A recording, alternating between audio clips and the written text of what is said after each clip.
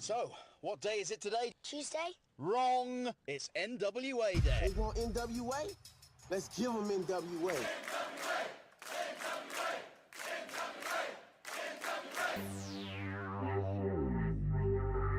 I was thinking that it might be a good idea if you and I formed an alliance. Let's get ready to rumble! Attention, everyone. Welcome to the greatest wrestling program in the world. Ladies and gentlemen, can I please have your attention? Stop what you're doing and listen. Okay, let's party. It's the pre-party with J. Cal. Well, that was the wrong intro, but you get the gist. This is the Alliance, guys, a presentation of alliance-wrestling.com, your number one source for news and information for the National Wrestling Alliance. My name is J. Cal. This gentleman next to me is Mr. Rick Del Santo. In some circles, he's known as the Professor of Pro Wrestling. What can I say? Thank you for. I didn't come up with that nickname, but I will honor and celebrate it. What's going on, Professor? How are you today? I'm great, actually. I've been sick all week again. For mind you, and I had no voice, so mind you, I finally got it back today. Able to make it live. I was really worried about not being able to make it again. So well, happy to have you here as always, and this was a very monumentous occasion for the National Wrestling Alliance. I am in many ways very excited about the opportunities that are presenting themselves for the National Wrestling Alliance. I know that you and I have a lot to say about what's going on, but I mean, the energy I feel like is palpable. I'm feeling like there's a lot of people who are excited with what's happening with the National Wrestling Alliance. I mean, it was just a few weeks ago, we saw Natalia Markova winning the NWA Women's Championship, becoming the new holder of the Burke, if you will. Then also Mike Mondo winning the national championship again. Mims, well, let's go. Going back to the Burke, of course, Kenzie Page held that title for like almost 2 years. Yeah.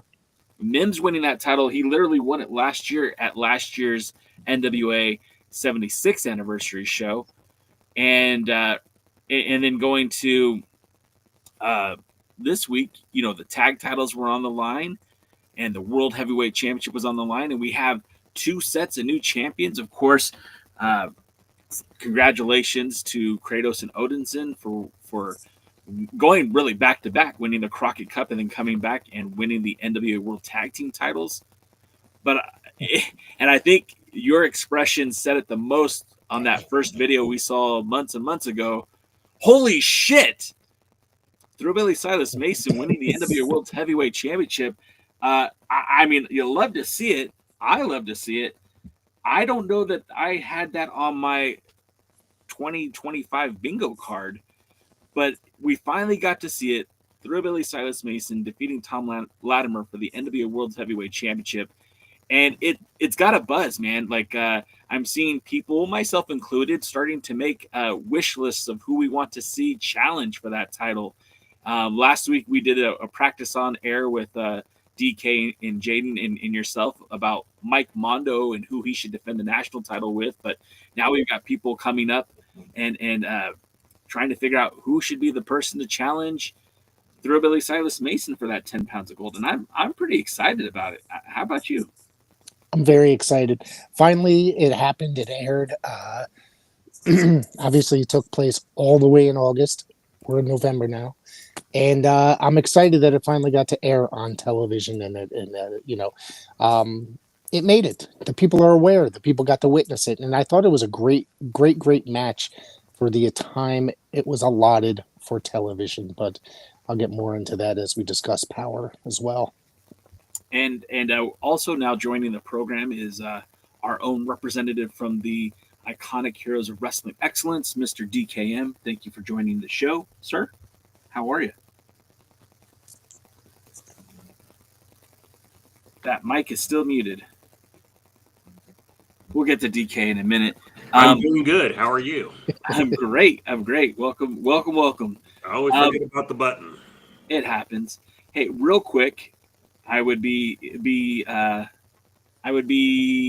a heel myself if I didn't go to the very present Willie Bowen and the Tyrus joke of the week, which is the Tyrus will be in the sequel to the movie Brokeback Mountain. It's called Broken Chairs. Oof. Well, and look, we're now 3 world champions removed from Tyrus. So if we have nothing better to say about Tyrus, it's that he's gone and he can't hurt us anymore. Yes. I mean, he's gone and he can't hurt you anymore. Anyways, I want to say what's up to the chat. I see Luthez is in the chat. I see over on TikTok, we got Jason Crossan in the chat. What's up, Jason? Thanks for the likes. Also, we've got, like I said, Willie Bowen's here. Luthez is here. Jam and Music Man's here. And right off the bat, Willie Bowen has dropped his pick for who should challenge for the World's Heavyweight Championship next. Hammerstone should challenge Silas Mason for the World's Heavyweight Championship. I mean, they certainly have a lot of basis for that. There's history there. You know, the two squared off at the Crockett Cup. We had a little outside interference. Now, there was no actual touching, right? But Silas Mason used the distraction to get the upper hand on Hammerstone. If the Southern Six had not been a part of that, might have beaten Silas Mason. And maybe he would have been the one wrestling for the World's Heavyweight Championship. Of course, I'm very interested to hear everyone else's picks for who should be the guy to challenge Silas Mason. If you're listening, go ahead and drop your comments in the chat. We'll read them on the air. Be like Willie Bowen and tell us who you want to see challenge Thrilbilly Silas Mason. Now, spoiler alert, we do know that Matt Cardona, the same Matt Cardona who was on SmackDown just a few nights ago, and the same Matt Cardona who's really in the last calendar year has wrestled in every single major wrestling promotion in the United States, challenges for the title at Saw Win 3, but we won't actually see that match until probably December. Or actually, I guess maybe January, really. No, probably January or February. We'll see. Yeah. Well, maybe January. Yeah.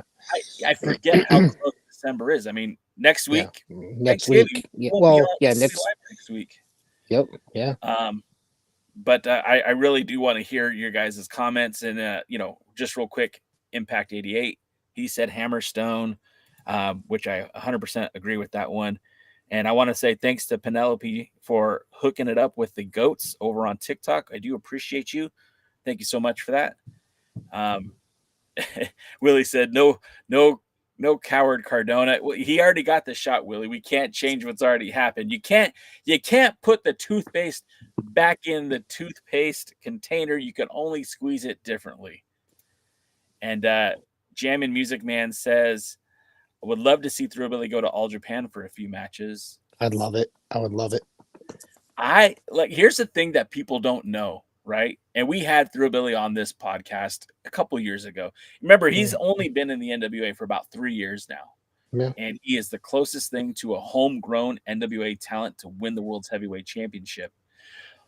But he isn't just a pro wrestler. He isn't just a lunkhead, a muscle guy, a body guy, whatever you want to call him. He's not just a big, burly dude. He is legitimately a fighter, a combator. He's trained in mixed martial arts. Yep. I would love to see him go to All Japan, especially if someone tried to hook him. Yeah. Like, forget about it. He is the guy that could protect himself probably more so than anybody else on the roster.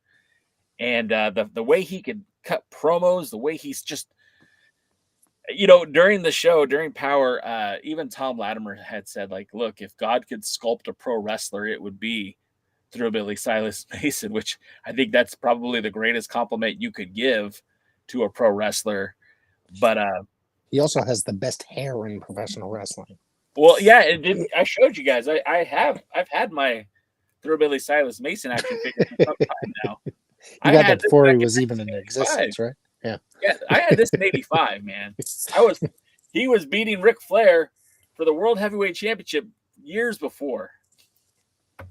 But we're gonna get to Power here in just a minute. I'm just still interested in what they're saying in the chat. We've got let's see. The hack. I know your name. I think it's Chris Henry. That's who it is. Chris has sent us results from a couple of the events on the Crossfire shows. But Chris says Thom Latimer deserves his rematch, but wants to see Richard Holiday challenge for it. That's a good one. I'd love to see Richard Holiday. Richard Holiday is a local talent to me, and I want to see it as well because I think that guy he has the goods. You know what I'm saying? Absolutely. I want to see him. I want to see him in the NWA, period.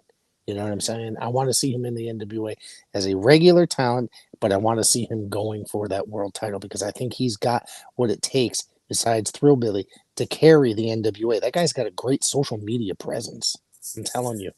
Yeah, and Richard Holiday, I feel, and this is a discussion for another time, but that guy is so ready for that next step, and I just don't know if maybe the only thing I could think is maybe it's kind of like the Matt Cardona situation. Every time I see Matt Cardona, and I'm not the biggest Matt Cardona fan. I actually like Richard Holiday a hell of a lot more than I like Matt Cardona. Yes, me too. But Cardona works himself so much that he's everywhere, literally everywhere.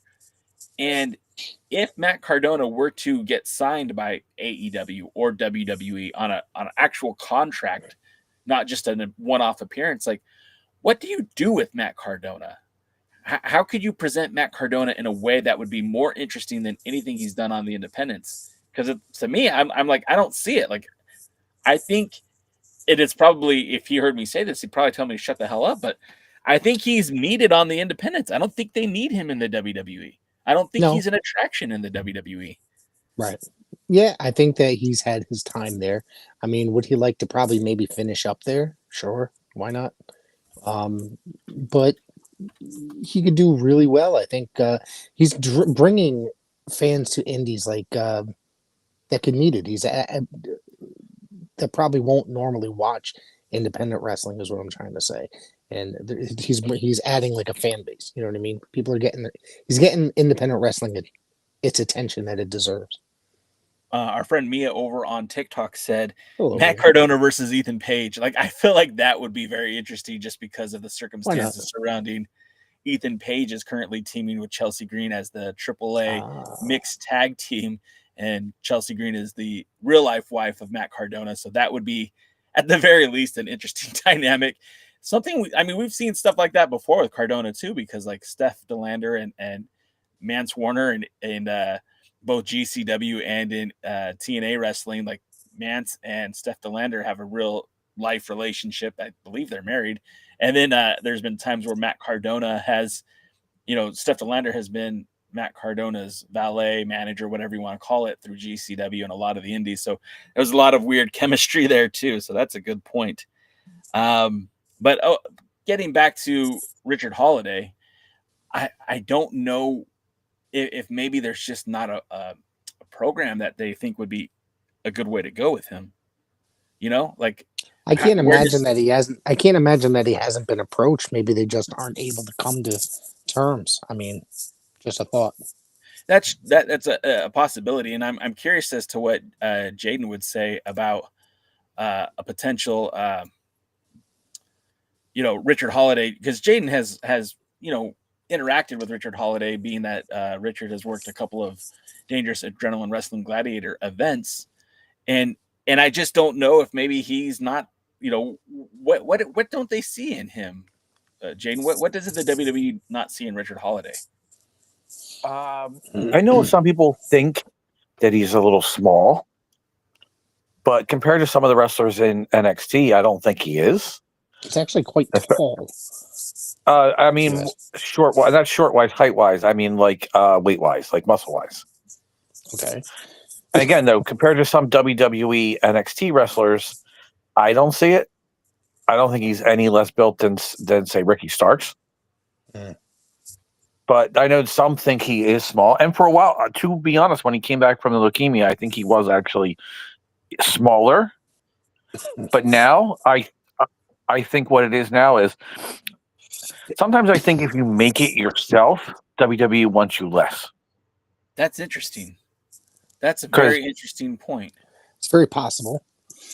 Look at Big Ben Bishop. Mm-hmm. He's tall. He works very well for a guy his size. Right. He's in shape. He's got personality. He gets himself over, and yet they have passed on him more than once. Tommy Invincible. You just had a tryout recently, right, Bishop? At SummerSlam in Jersey, yeah. Right. Yeah. And Tommy Invincible, yes, he's got a bit of reputation, but he got himself over. He did some WWE tryouts. They kind of passed on him. I don't know if Jack Vaughn has had any tryouts, but I've seen him do some backstage work in the past. So I know he's at least on their radar. And then obviously Richard Holiday. Yeah. These people get themselves over, and I think that is sometimes a detriment to the WWE, because then all of a sudden, they have a persona, they have a personality. If you don't use that personality, the WWE is holding them back or destroying their career. If you use that, they didn't necessarily create it. Here's the problem with all four of them, Jack Vaughn being the less. They're not on any kind of real television right now. Yeah. They're trying to get themselves over by, using the social medias to their best advantage. If somebody gives them a shot and puts them on some kind of TV, I think that legitimizes them more. It could be AEW, it could be TNA, it could be, I doubt it'll be MLW because they try to stay away from anything MLW. But the NWA, I think, is a possibility. If one of the other three, other than Jack Vaughn, and Jack Vaughn's barely on TV, he's just kind of there. But if the other three were featured on TV where they're able to get that, I think that'll also raise their stock. And since they're not right now, I think that also holds them back. That's why they have to do what they can to get over, because they don't have the outlet physically and on television to do so. But I think that does hold them back too. Our pal Sean Mega says over on TikTok, they didn't create LA Knight. And that's an interesting point. They didn't create LA Knight because he's basically still Eli Drake, which was basically Sean Ricker. The character hasn't developed a whole lot since his days at Championship Wrestling from Hollywood. But I will say this, he did have time in NXT as Slate Randall, and then, then went on to TNA with all the success as Eli Drake, and then the continued success with the NWA, and then, went through the NXT system as LA Knight or Max Dupree or whatever they wanted to call him. I think it was LA Knight. Made his main roster debut as Max Dupree, and then went back to LA Knight, which I think was a smart move. But then also over on the chat, our friend Russell Rant says, Thrilbilly, let's fucking go. And I gotta fire up with that too. I mean, again, we have a lot to talk about tonight, but Thrillbilly Silas Mason is, for all intents and purposes, the first homemade guy to win the NWA Worlds Heavyweight Championship in the Lightning One era. I mean, Tim Storm was the back end of the previous era. When he did the job to Nick Aldis, they never went backwards. They never found a guy who was an up-and-comer, a guy who hadn't had time in front of, a bigger promotion. Nick Aldis had that title for quite some time once he became champion. And, he had his background with TNA Wrestling as being a two-time Impact champion. Then Cody Rhodes had his brief run with it. Of course, Cody spent time with the WWE and then would later, ROH, New Japan Pro Wrestling, all of that before starting All Elite Wrestling. But he held that 10 pounds of gold very, very briefly. Title went back to Aldis, and then we'd see the title belt end up on Trevor Murdoch, who again had a very celebrated career in the WWE as a tag team wrestler. And then we would see Matt Cardona, again, a lot of time in the WWE. Then we would see Tyrus. Tyrus would get the title eventually. And again, a background with the WWE. All of these guys had that big time platform, that upper level of pro wrestling. And then, even EC3, TNA Wrestling, NXT, WWE, he had that background. And Thom Latimer, TNA, Pro Wrestling Noah for briefly, also a member of the NXT roster for some time too. So all these guys were kind of held up by this, WWE or TNA Wrestling, and had this opportunity, this showcase to be presented to a much larger audience. Thrilbilly didn't have that. Thrilbilly started off wrestling in Portland, Oregon. Thrilbilly wrestled in Las Vegas. Thrilbilly spent time with the Joe Kazana Promotions, and Thrilbilly never really got that opportunity to be a huge star anywhere else but the NWA. And that's where he held the national championship and became the world champion a few months ago by beating Thom Latimer. And this is the first time the NWA has really put, all of the eggs into the basket of a guy who did not have time at one of the other bigger promotions before entering the NWA. And I'll ask you first, DK, what do you think that means for Thrilbilly being that world champion? And what do you think that means for the NWA and that they're trusting Thrilbilly? Well, it boils down like this. It's a risk. You got it. It's an opportunity for Thrilbilly. Absolutely. He doesn't have a huge social media presence. I mean, he's like on everything, but I don't normally see a lot. He needs to change that. Yeah. And it is, if you actually paid attention, it seems like he hired a particular part, what do you call them? A publicist, if you will. Well, I hope so. Because and this publicist, alleged, if it is who I think it is, and it sure seems like it, it's somebody we're all very familiar with. Somebody that Thrilbilly has some history with, that I think that a partnership was beneficial with in the past. Well, I don't know about none of that, but hopefully he's got one that they do what needs to be done. Promos. Thrilbilly needs promos. He excels at them. Yes. They are natural to him. He talks people into a building. Yes. This is a opportunity for Thrilbilly. 100%. Yeah. So he's got to live up to it now. Yeah. Testify. So that's his responsibility, and that's his opportunity. Now the NWA, they're taking the risk, because now you don't have somebody who you can sit there and go former WWE or TNA or Impact or blah blah WCW or whatever champion or wrestler or superstar or whatever phrase they use in these days and ages to help get the person over. And if Thrilbilly does what he needs to do, the NWA needs to be putting that on the air. Absolutely. Because, they kind of suck at promoting their wrestlers. Indubitably. I mean, the NWA in itself. They're not good at promoting themselves, it seems, really. Well, the that's product part of as a that's whole. part of promoting your wrestlers. You promote yourself through your wrestlers. Well, yeah, okay.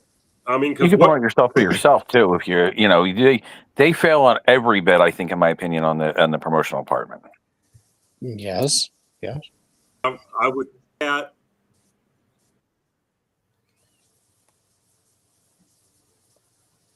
Okay. Okay, so you agree with that? NWA, and like we've talked about in the past, you don't necessarily you don't want your fans chanting your promotion name. You want them chanting the wrestler's name, and then that's part of your investment. And so, if they would invest in promoting their wrestlers, they promote themselves through that. And so they suck at doing that, and they need to improve on that. And look, I don't know if Mike Mondo's doing his own stuff or if he has someone behind him now, but he's doing a wonderful job. I think we could all applaud how Mondo is really. I was more indifferent to Mondo until now. I mean, I didn't dislike him, but I didn't have the same love for him that other people were telling me about. And so that's just one of those. But watching him be handed the ball by AEW and run with it, he intercepted that ball and he got a pick six out of it, and he's taking full advantage over everything. The one where the recent thing he posted where he's in the gym and he's using the national title belt as a weight belt, added weight. Yeah. That beautiful, absolutely beautiful. And, and Mondo's got some talent and some skill to him and everything. And you're talking about Thrilbilly. Jim Cornette when he was talking about the whole controversy over the national title or whatever, which I think we're going to talk a little bit about later, as Tony Khan has said some things. Sure, yeah. But Cornette said he goes, Mike could probably stretch anybody that the AEW would put their title on. And he's probably right. Yeah. I mean, because I don't think Samoa Joe's going to be wrestling for that national title. That's my guy. I don't think anyone's going to stretch him. So Ronnie Garvin would have, trust me. We'll see. But I love that story with him and Hawk. But getting back to the whole thing, turning it back into Silas. Yeah, here's the Silas has the opportunity. The NWA is taking a risk, but that risk will pay off if they take the opportunity. Yeah. So this is your chance. Well, and then again, I wanted to get back into the chat real quick because one of the things I said early on in the show is that I want to know who you guys think should wrestle Silas Mason for that 10 pounds of gold coming up next. And so our pal Noob says, isn't Brian Idol having the NWA men's TV title? He might have the chance to cash it in and challenge Mason for the 10 pounds of gold. I could certainly see that happening.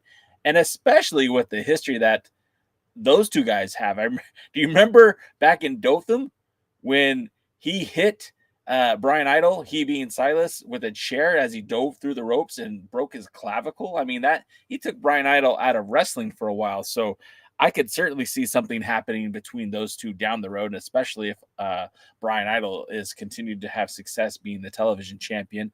And then also, where did the name go? I saw Willie Bowen's pick of Blake Bulletproof Troop. Now, that's an interesting name, mostly because he's been persona non grata with the NWA. We haven't seen Blake Bulletproof Troop in a while, and I don't know what he's even doing these days. I don't know if he's even still wrestling, but if he is, I mean, he certainly would be a person of interest.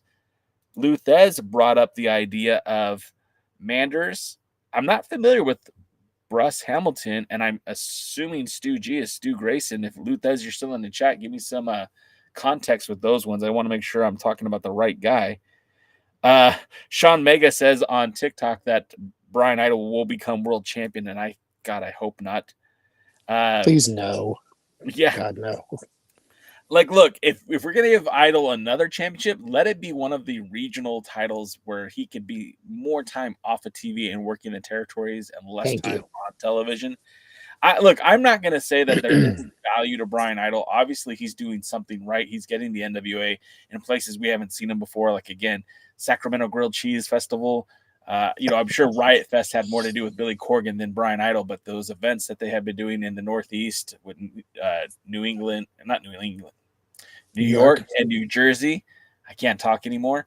I feel like Idol was very instrumental in making those happen. And I do believe the rumor is that he discovered the Dothan Civic Center for the NWA. So those are all great things that he has done, but I don't necessarily want to watch him on TV either. Willie also brings up, maybe that's just what he's good at, and what he should be doing is behind the scenes stuff. I agree. Because he's good at that. He seems to be good at that. I want to do a quick shout out. What's up, Wiccan, and what's up, Mad, over on TikTok. Thanks for hanging out with us today. Wiccan, I enjoyed you on the Witch's Road. Shit. Thank you, TikTokers. Willie Bowen said Mims. Luthez had a good one. Not to win the title, but just to challenge Trevor Murdoch. I would love to see Trevor Murdoch and Silas and throw hands. I think that would be a phenomenal match. Willie also it'll be a slobber knocker to take a quote from somebody else. Yeah, big meaty men slapping meat for sure. Willie Bowen brought up Brian Cage. Now, Brian Cage is currently on the IL, but he's also under contract to AEW. Now, that doesn't mean that he couldn't work a show with the NWA. I don't foresee that happening. And I like Brian Cage too. I think he's uber talented. He's just having a hard time staying healthy these days. And then nice hair could be an Uber driver. There you go. Luthez also says Mondo and Mason should be on a collision course for 78. I think that would be a pretty stellar matchup too. Mm-hmm. And he's on my list too. I know Manders, the man they call Manders, used to wrestle for MLW and works for TNA. He also works for GCW. I know who Manders is. I didn't know the other two guys. Stu G, which I'm assuming is Stu Grayson. If that's who it is, then I know who that is. But I don't know who Bruce Hamilton is. That's a name I'm not familiar with. So, again, and no Mondo, no Luthez. Mondo doesn't stretch Joe. No.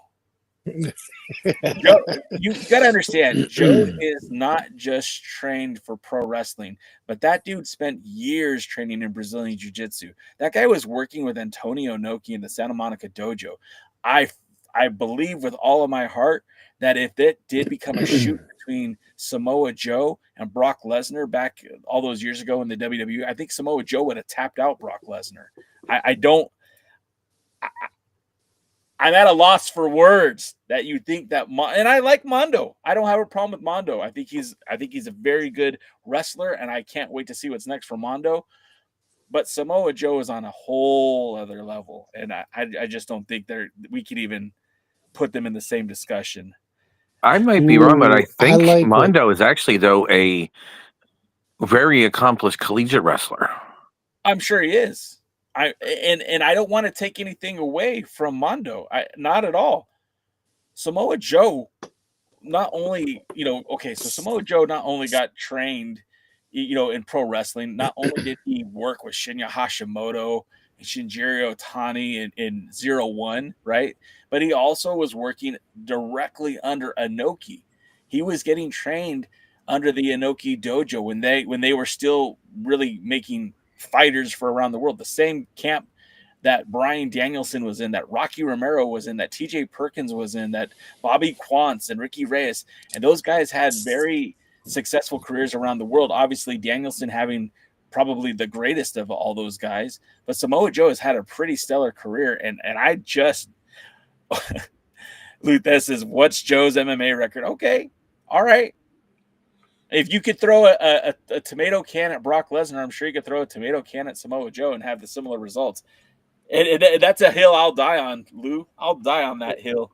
Well, this is one of those situations where, as Jim Cornette would say, tell me the rules. Are we having a wrestling match? If we're having a wrestling match, I'd probably go with Mondo. Is it a jiu-jitsu match? I'd probably go with Joe. Is it an MMA match? I don't know.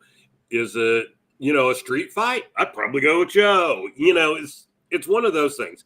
Tell me the rules, and then we can get in there. Sure. I'd like to know why you would call Randy Couture, real quick. I'd like to know why he's calling Randy Couture a tomato can. Yeah, I said it. What are you going to do? Randy Couture, come and get me? Alex Misery wants to come get me, too. Yeah, but I don't know who would be more scared of, but Randy Couture or quite a few of the other people that Brock Lesnar's been in that octagon with. I don't, except for the first guy that he fought against, that was that giant Korean guy. He wasn't with any other ham and egger. Look at Luthez. He's just trying to work it up. I knew it was a work, Lou. And somebody mentioned Brett Michaels. I heard that guy's poison. Oh, my God. Jesus. Regardless, I think that would be a good choice as well. I think Willie said that. That's a good choice, I think, as well. The gun show. Brett Michaels? Yeah. Yep. Yes. And for those of you guys that don't know, he wrestles for Memphis. Now, I think he's actually out right now. I mean, that's the last I remember. He has an injury. Yeah. Yeah, it's been a while since I've watched Memphis, but he is a big dude. He's very muscular, and it might be interesting to see him versus Silas Mason. But the whole cool thing about all of this is every name we threw out there that could be a potential challenger for Silas Mason is the world is his oyster, man. There's nothing really holding him back from going to Memphis and defending the 10 pounds of gold there. There's nothing stopping him from going to Ohio Valley and defending the title against Jack Vaughn in Ohio Valley. There's nothing preventing him from going to Exodus Pro and defending the 10 pounds of gold against Richard Holiday. There's nothing stopping him from doing any of this stuff, right? Like, the world is really his oyster right now. And the more we talk about the Thrilbilly Silas Mason, and the more we tag him in social media posts and tag the NWA and make sure that this is a very organic acceptance, and acceptance isn't the word I'm looking for. If we put over how big it is that Silas Mason is world's heavyweight champion, the people will start listening. And I know that our friends over at Dangerous Adrenaline Wrestling Gladiators, specifically Dr. Lawrence Draconian, made a great post talking about how good that he thinks Silas Mason is, even saying, hey, maybe we'll consider bringing him in for a title defense at Dangerous Adrenaline Wrestling Gladiators, and having that whole post about, who would you like to see wrestle him both in the NWA and outside of the NWA. And I copied that post because I thought it was a good one on my social medias at the Alliance blog. And I feel like the more we talk about it, the bigger it's going to be. It's a big deal. Thom Latimer was a great champion, and I don't want to take anything away from what Thom Latimer did as world's heavyweight champion. Again, he defended that title in Austria. He defended the title in Italy, in the UK, London or England and Scotland, defended the title in Canada, defended it on both coasts, in California, New York, New Jersey, Tennessee, Florida, Alabama. I mean, he really took that 10 pounds of gold all over. He did everything you could expect a guy like Thom Latimer to do with the 10 pounds of gold. And I have nothing against Thom Latimer. In fact, I really enjoyed his run as champion, and I really felt like it was special. But again, this is a grassroots kind of campaign here. We got our own guy, an NWA through and through guy, a guy that was built by the National Wrestling Alliance, and he's holding your 10 pounds of gold. This is a big freaking deal. And I want to see Silas Mason succeed. And I really feel like this is the time. You know, like 2025 is coming to a close. There's a few more months left. They have December tapings for Power, and then that's it. And like I was just telling Rick before the show started, like we're 2 weeks away from December. Like the month's already over. The year's already over. We're looking at 2026 and beyond. And what is going to happen next for Thrilbilly Silas Mason? There's so much good stuff to talk about. I have a challenge I know Jay has done it, and I got Dr. Zirconium to do it. I'm going to challenge Rick, and I'm going to challenge DK to do the same. Put over Thrilbilly. Say how good he is, and then say, who do you want to see him wrestle? Guys, I want anybody who's listening to this on TikTok, on Instagram, on YouTube, on whatever, if Jay takes us and highlights this, I put it on anywhere you can, all your socials. Rick, put it on your website, put it on your podcast, and say who you want to see Thrilbilly at. Well, the idea is right now, he's got a new publicist, and the new publicist seems like they're doing a good job, but this is somebody that is special. I talked to Dr. Zirconium about it, was promoting him huge, and he became a fan of Thrilbilly. And I think if you guys can do the same, and everybody listening can do the same, maybe somebody will see it. The idea is get it out there, that vision. I know people have seen it on the dog socials because I help run them. I don't have my own, but I help run the dog ones. I know people have seen it in other places. I know other people are promoting it.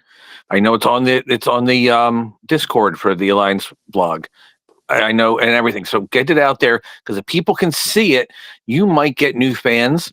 It's not even really about getting new fans about the NWA. It's getting new fans about Thrilbilly. And I think this is Thrilbilly's shot right now. We did a little bit with Mondo, and Tony Khan kind of helped a lot by getting that with Mondo. But this is Thrilbilly's shot, and he's kind of our pal, our boy. I mean, very few of us know him. Very few of us have actually spoke to him in person, but he is kind of like that friend that is starting to get out there. And now you can say you've known him from the beginning, and that you were there when he was just wrestling against Davey Richards and had a match that was so good. It made us all pay attention to him. And you could say, like, you were there and you helped everybody else know what you already know. It's kind of like that hidden secret, that restaurant you go to where the burger's really good, or that secret fishing spot, and you tell your people, and next thing you know, it becomes a big place. Everybody does, and you were there from the beginning. You could say, I did that, and make a little sticker to point to it. Over on TikTok, our boy King Sean Mega said Thrilbilly needs to put himself out there at the end of the day, which I agree, man. 100%. And I think yes, what we're all saying is that he needs to get himself out there. But the fact of the matter is, man, we could help. And this is very much like Jane said, like, this is that indie band that nobody knows about yet. This is that bar that serves the drinks just the right way. This is the restaurant that cooks the steak just the right way. Silas Mason is an untapped resource. He's a huge asset to the NWA, whether Billy Corgan understands this or not. And you're going to see it. You're going to see it. I promise you that 2026, people are going to be talking about Silas Mason in a whole different way. And we have a chance to help promote that and produce that. And again, if I could be just frank for a minute, Silas Mason was a great dude. He came on this podcast. He came on the live stream. He talked to us. And let's get him on again. I'm sending out feelers as we speak. And he was such a, like we even said then, you were a future world champion. Not that we knew the future. We just knew that this guy had something special. And sure enough, he did it probably faster than I think any of us really thought he would. Right. And again, friend of the show, I've got to hang out with him back in the day. Not hang out. That's an over exaggeration. I got to say hi to him at a few shows. He remembered me from the podcast. He shook my hand. I gave him a t-shirt, high five. Dude was cool, man. He's a cool dude. And I again, the NWA only has one chance to do this the right way. And I don't want to leave it up to chance. As much as we can as the fans, as a smart fan base, as a engaged fan base, as a positive fan base, we need to push him, Silas Mason, more than the NWA can. And who knows? Maybe they'll see us pushing Silas Mason, and maybe they'll bring in some of these challengers. Maybe we might see a Nick Nemeth versus Silas Mason match. Maybe we might see a Ben Bishop versus a Silas Mason matchup. You know, I don't really feel like there's a limit on what could potentially happen. And Luthez says, I have Thrill's fat picks. We go way back. Jesus Christ. This feels like a, hey, gang, let's fix up the rec center montage in every 80 teen movie. Thanks, Lou. I appreciate the positivity, I guess. Jeez, man. We're just trying to throw support to our guy.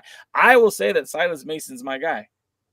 Oh. He's only been kind to this show over the years. And Sean Mega says, can we mention spoilers? Yeah, we can mention spoilers. We're not. I know Poyo and the NWA and you know, maybe even Brian Idol, maybe they don't want us talking about the spoilers, but the fact of the matter is that they exist, and if they exist, we're going to talk about it. And so, yeah. Not only that, but Don Jardine really needs some love. He hasn't had any in about 25 years, 30 years. Shit. I love Jaden. Jaden's the best. He is. All right. Yeah, and then Sean Vegas versus Silas. Like, I wish there was a way to put that match on like next week. You know, like I understand that there's so much TV tapings from Tampa that they got to get through before they could even get to Saul Win. But if they could have Matt Cardona after he was on SmackDown wrestling against Silas Mason, I feel like that would have been huge. You know, but again, why can't they? Oh, that takes us editing. Oh, the TV taping's coming up. Never mind. I forgot. They actually have the TV taping. What do they do? 5 weeks? I forgot of that taping? was in between. What do they do? 5 weeks of taping? I think so. Like they already filmed one set of Tampa tapings, right? And then it's Saul Win. And then they've got more taping for December. We're not seeing Saul Win until maybe late February, early March, I'm guessing. I'm thinking closer to January. I'm thinking I'm thinking January because we still got 2 weeks of November and 4 weeks of December. Okay. Yeah. So that's the TV taping. So we're going to see that. That's Florida, right? That's all right. Get that Florida. So January. Yeah. Okay. And that kind of puts us like 6 weeks, you know, from at the earliest, right? 6 weeks from Silas Mason, Matt Cardona, which let's be honest, it's more like 10 weeks. Yeah. And now we're 10 weeks removed from, you know, Zack Ryder, Matt Cardona being on SmackDown, which is probably the highest of his year in 2025, being on SmackDown, being in that matchup. Really, you know, like you're not going to benefit now the way you would have if you could have just dropped that match like this week or next week. They need something better because, like I said earlier, before we were on air, Jay and I were talking. I said that just seems like a TV show. It doesn't seem anything. I mean, that just so happens to feature wrestling. You know what I'm saying? It's like there's nothing built. These TV shows don't really build something up to, there's no live shows in between, and that's kind of just sad in a way, you know, to be able to feature these stars. I guess, you know, there are local indies or whatever that some of these guys might be on, but it's frustrating that we have to wait 5-6 weeks to see certain matches that were taped so long ago. Yeah. And of course, obviously we're in a different age. We know about all of this stuff back in 80s, early 90s, or prior to that, all that stuff. It didn't even matter. You know what I mean? We would have had no clue, but it's frustrating to be able to have all this knowledge. We can just go to Cage Match and read the results. You know what I'm saying? Or PW Insider, whatever. Well, we put the spoilers at the line. PW Wire. Yeah. Yeah. Yes, but, there you go, Jade. Yeah. And the flip side to all of that too is like, you know, Poyo Del Mar is like, hey, just, you know, if you're watching the show, then it doesn't matter. But like, we don't exist in two different time continuums here. You know, some of us go to the live events. So like we show up to the live event, we don't know exactly what's going on. And this was evident at this week's episode of Power, which we're going to go into in just a minute. But like, they didn't know who to boo or cheer when it came to Odinson and Kratos and Murdoch's. Mm-hmm. The crowd at first was divided because, you know, had they seen the footage from Crockett Cup beforehand, they would have realized, oh, and these guys are actually. That kind of hurts the product in a little bit. You know what I'm saying? Because it's to be so far behind because them turning on Eric Smalls happened how long ago? You know what I'm saying? Yeah. It was more than a short time ago. Shit. All right. So this week's Power started off. Thank you for that. It started off with the street fight. Now, this kind of a matchup doesn't make a lot of sense to me because we saw El Dragon Neon one time before. They brought him in and he challenged. He challenged Thom Latimer for the 10 pounds of gold. Again, it was a cold match. Like, why are we putting this guy in a title match when he's done nothing in the NWA? But apparently, if you're over 7 foot or close to it, they'll just give you a world title match. So, It's you know, I'm because sure we'll see Billy books backwards. So we'll see Palace and that only happens if they're not actively on the roster. Yeah, that's true. You know. That's the big guys don't get championship matches unless they're if they're on the roster already. They only get the matches if they just debut. Yeah.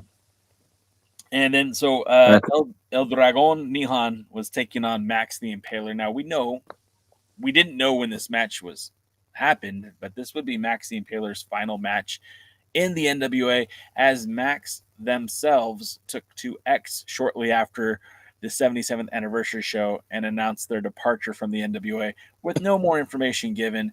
And maybe Max felt like a loss to El Dragon Nihan hurt their career, or maybe Max felt like they were aboard a rudderless ship. I can't really speak for why Max decided to leave the NWA, but I will say this: Max hasn't wrestled anywhere else since leaving the NWA. So maybe Max decided to leave the business altogether. And if so, you know, we wish them well. But this was Max's last match, and we rarely have seen any. Go ahead, Gene. I heard a rumor, but I don't know if you want me to say it. If you could say it without being over a PG rating, that'd be great. Oh crap. I heard Max might be getting reassignment surgery. Oh crap! How do I? Yeah, that'll work. Okay, yeah. I heard that may be happening. I don't know if you guys knew this, and I saw on X a couple of months ago, even prior to this match, because they had somebody had used a picture of Max, and Max used to have excellent development. Okay. And those were removed. And it was very noticeable in this match that there was no mammary glands. So you could be onto something. I don't know. But this, again, rarely have I seen anyone, man or woman, handle Max the way that Max was handled in this match. You know, typically Max is not the smaller person in the ring, but this time Max was dwarfed by El Dragon Nihan. You know, this match was supposed to be a hardcore match. It was supposed to be something really, like, I guess, like, more extreme. And I just didn't get that from this match. I mean, they had Gags the Gimp run out with a chair only for Max to hit him with the chair and then use the chair inside the ring, which Max didn't even get an opportunity to use the chair in the ring because Max ate a super kick from not Super Dragon, that's not the right name, El Dragon Nihan, and then literally he powerbombed Max on the chair and ended the match. It was very anticlimactic. It was very boring, to be quite honest with you. And in post-match, we had the Lost with Father James Mitchell come out and circle Max, but didn't do anything. Maybe they cut off the cameras. Rick, you were there live. Do you remember anything happening post-match? I don't, because I was at the snack bar for this match. I think you made the right decision. I literally was watching on the big screen at the snack bar, like at the bar area, and I said, "Jesus, yeah, it's like Jesus Christ, this match sucks." And so I literally was sitting there eating a soft pretzel with my son, and yeah, it was a great choice. You know, did they have the cheese? Was it the nacho cheese? Oh, mustard. I'm a mustard guy. All right. Yeah, but yellow or goldens? Yellow. He's not an animal. Jesus. just with the pretzel. I mean, A lot come of on. Northeast people won't eat it with yellow unless it's off the street. They'll eat it with the spicy mustard. Oh yeah, That's why I was definitely curious. not spicy mustard. I'm not like really a spicy guy. I mean, I can eat it, but my 10-year-old loves spicy shit. Like the spicier, the better. And Is I he can't eating believe. Takis? Yes. Oh, I'm just Takis are like, so good. yeah, nah. Real quick, I want to interrupt. Yeah. Shout out to Nick Hernandez for the heart meet. Appreciate you for the heart meet over on TikTok. What's Thank you up? so much. Yeah, this match I skipped this match. I didn't even watch it when I knew once I saw whatever the dragon guy coming out. I fast forwarded through this match. I said, "Fuck this." I said, "Sorry, pardon my language." No, you're good. You're good. Don't get us banned on YouTube. That's my fault. I couldn't deal with it again. I was like, I don't want to watch it, so I skipped over it. I stopped at the end a little bit. I watched, the Lost and everybody circle Max in. I'm like, it's very anticlimactic, that part too. I dislike gags. The whole Lost gimmick, it just doesn't get me. These gothic type gimmicks doesn't do it for me. Crazy Steve, that's his name, right? Yeah. Crazy Steve. Yeah. And Alex Misery. Super talented gentleman. Super talented. Not the whole gothic type, whatever gimmicky type stuff. That just doesn't. I'm going to speak more about other gimmicks I don't like later on in the evening as well. But they're super talented individuals. But that it's just, this match was terrible, man. Jesus.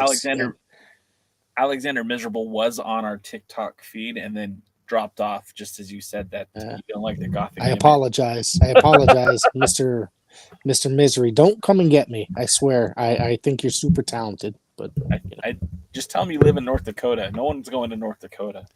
Nah, I don't think so. That's where all the X-Files stuff happens, though, right? Like the creepy stuff. Sure. Or Cleveland. Cleveland. Cleveland. Oh, all right. I heard Cleveland rocks. That's why they put all the people in witness protection in Cleveland, because even if it gets discovered, nobody's going there. Cleveland rocks. Cleveland rocks. There you go. All right. Okay. So, again, DK, Jaden, do you have anything you want to add to that match? I didn't watch it. Can they add anything? I kind of had it on the background. I wasn't really paying much attention. The little bit I had, I'm not impressed with either. Honestly, I've never really been, except for the match against Camille. I've never been impressed by Max. I just don't see it, and I'm very shocked because New York State and the New York State Athletic Commission is very, for a Northeast kind of liberal state, they're very progressive or conservative, I guess would be more accurate, in their stuff when it comes to the athletic commissions. Technically, that match shouldn't have happened, but I know sometimes if the commission's there, some will honor it, some won't. But I'm just, it's not known to be the most progressive athletic commission, very old school, even in boxing. In fact, it's one of the reasons that for the longest time MMA was having issues in New York because of how hard it was to convince those old school athletic commissioners to endorse the mixed martial arts world. Right. But I just didn't like anything that I did see. I don't know. Nihon's got a look, might make a good partner or 911 style gimmick, but the longer matches don't do Nihon any justice. You don't want to see them for 10, 15 minutes, good 5-minute match. Yeah. DK, anything you want to add or you're good? I didn't watch it. I fast forwarded.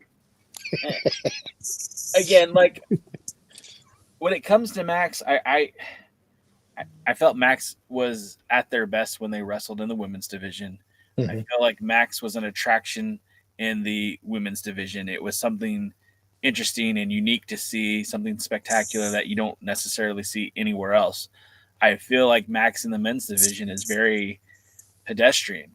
There's nothing really special about Max in the men's division. And I felt like that the entire run that Max had in the NWA, teaming with Frank, becoming the men's TV champion, all of these things were very boring to me. I didn't think of Max as this huge powerhouse. I didn't look at Max as this unstoppable monster. Once Max entered the men's division, it was just pedestrian. It was It was nothing special. It was business as usual. Nothing to be excited about.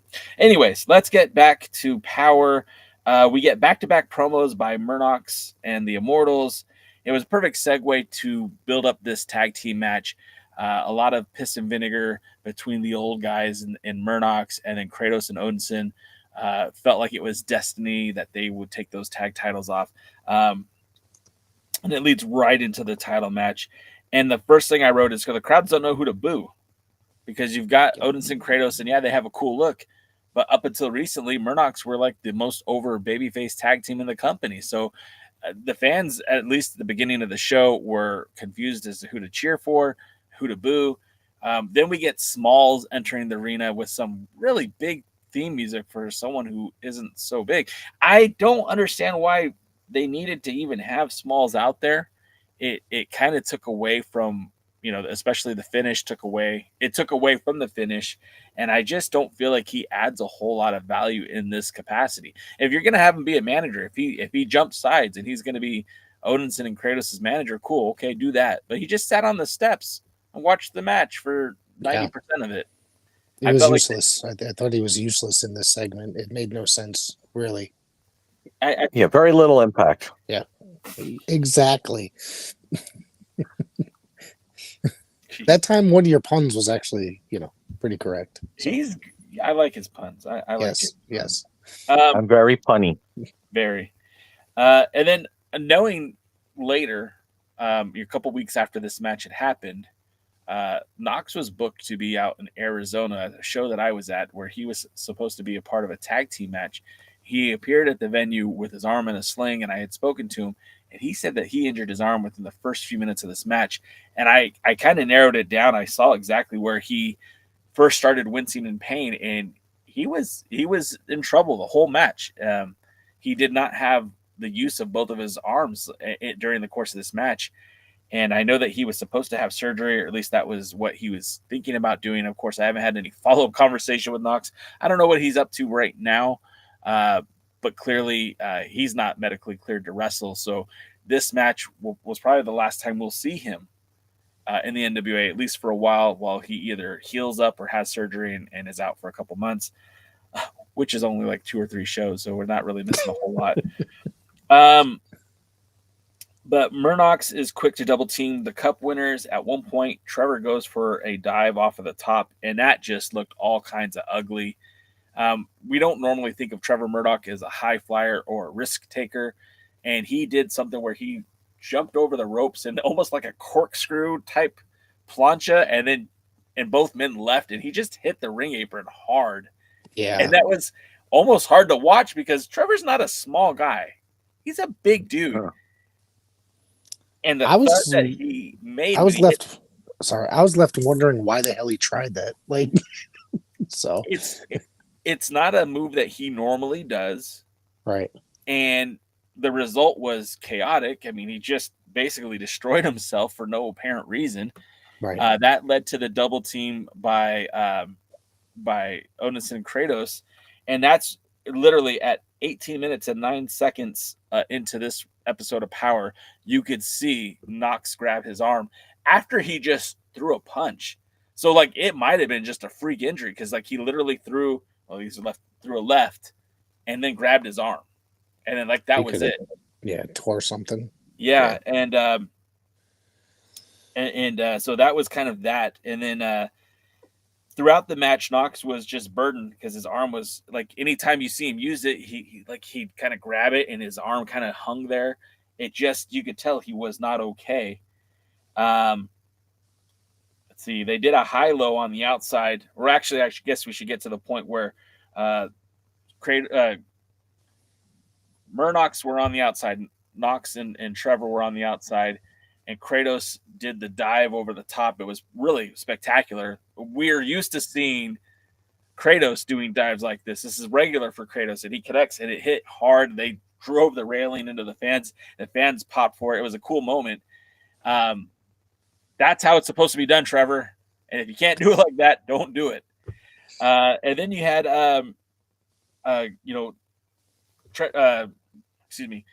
Kratos gets up on the ring apron, and then Knox and Murdoch hit the high-low while he's on the apron, and then he took a sick thud bump on that ring apron, the hardest part of the ring, as they always say. The match itself was an interesting match. It was kind of back and forth. That high-low really did destroy Kratos on the outside, but the match kind of went back and forth after that. And again, Knox had trouble with that arm, and it kind of he even did a crossbody, and it was not as good or clean as he normally does because he couldn't use his arm to balance himself. We finally see the finish of the match when Smalls gets off his ass, goes up to Trevor, and punches him square in the balls. That's nuts. It was definitely nuts. And I think it was a little out of line. Yeah. This gave the opportunity for Odinson to connect with a couple of those European uppercuts, and of course they do that it's almost like a doomsday device, but instead of a clothesline, it's a uppercut to the back of the head. That put Knox out. That ended the match. 1, 2, 3 new tag team champions. Kratos and Odinson won the tag gold. DK, you're being quiet, so I'm going to ask you, what did you think of this match? Well, I'm going to be honest. I didn't fully focus on it. I got some things going on around here that I was needing my attention. All the matches on. So, but I did see where Knox seemed to have hurt his arm, or at least when he was reacting to it. I don't think the finish did anything to help his arm. And he was certainly in a lot of pain after that. The thing that probably caught me the most was Kratos' first run when he was here with Aaron Stevens and even a little bit afterwards.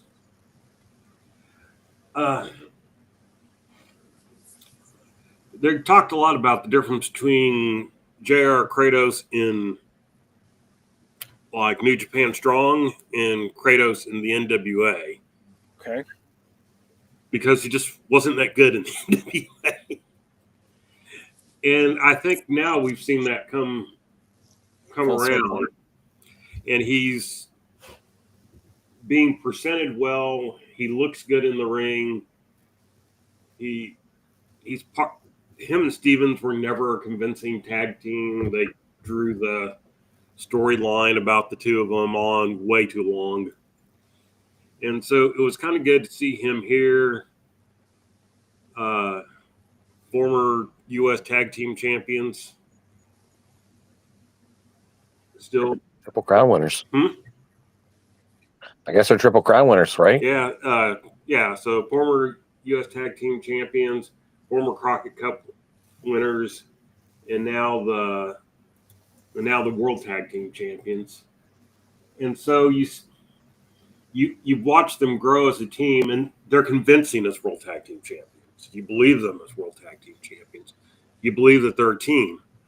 Oddly, Odinson came in as part of a different team. Yeah. Which was better until they got in the NWA. Yeah, which was kind of the same thing as Kratos. They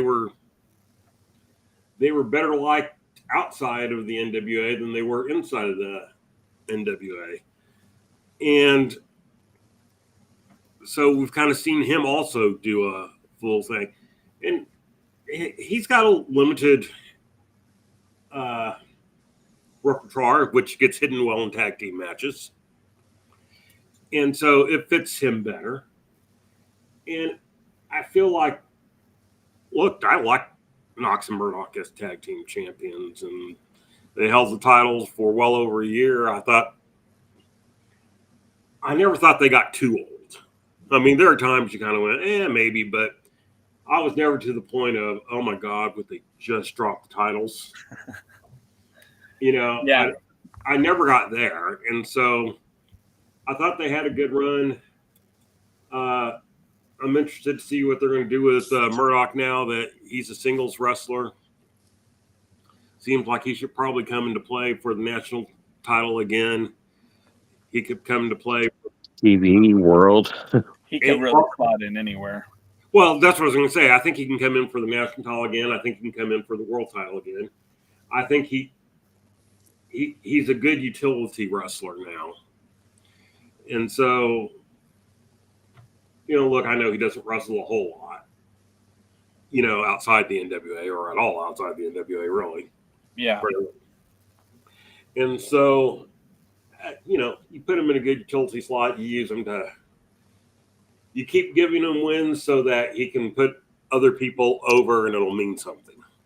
I agree with that. You can't Dolph Ziggler him. He can't lose every time he's in the ring. Should have been me. But he should, at the tapings, you give him some wins over some convincing people. I wouldn't put him in with the TV title, but you give him some wins over some, some of the better low card guys, and then that's where he can put over the Hammerstones, he can put over the Thrillbillies, and he can put over the Mondos in a way that helps all the other wrestlers. And so that's my thing. So first,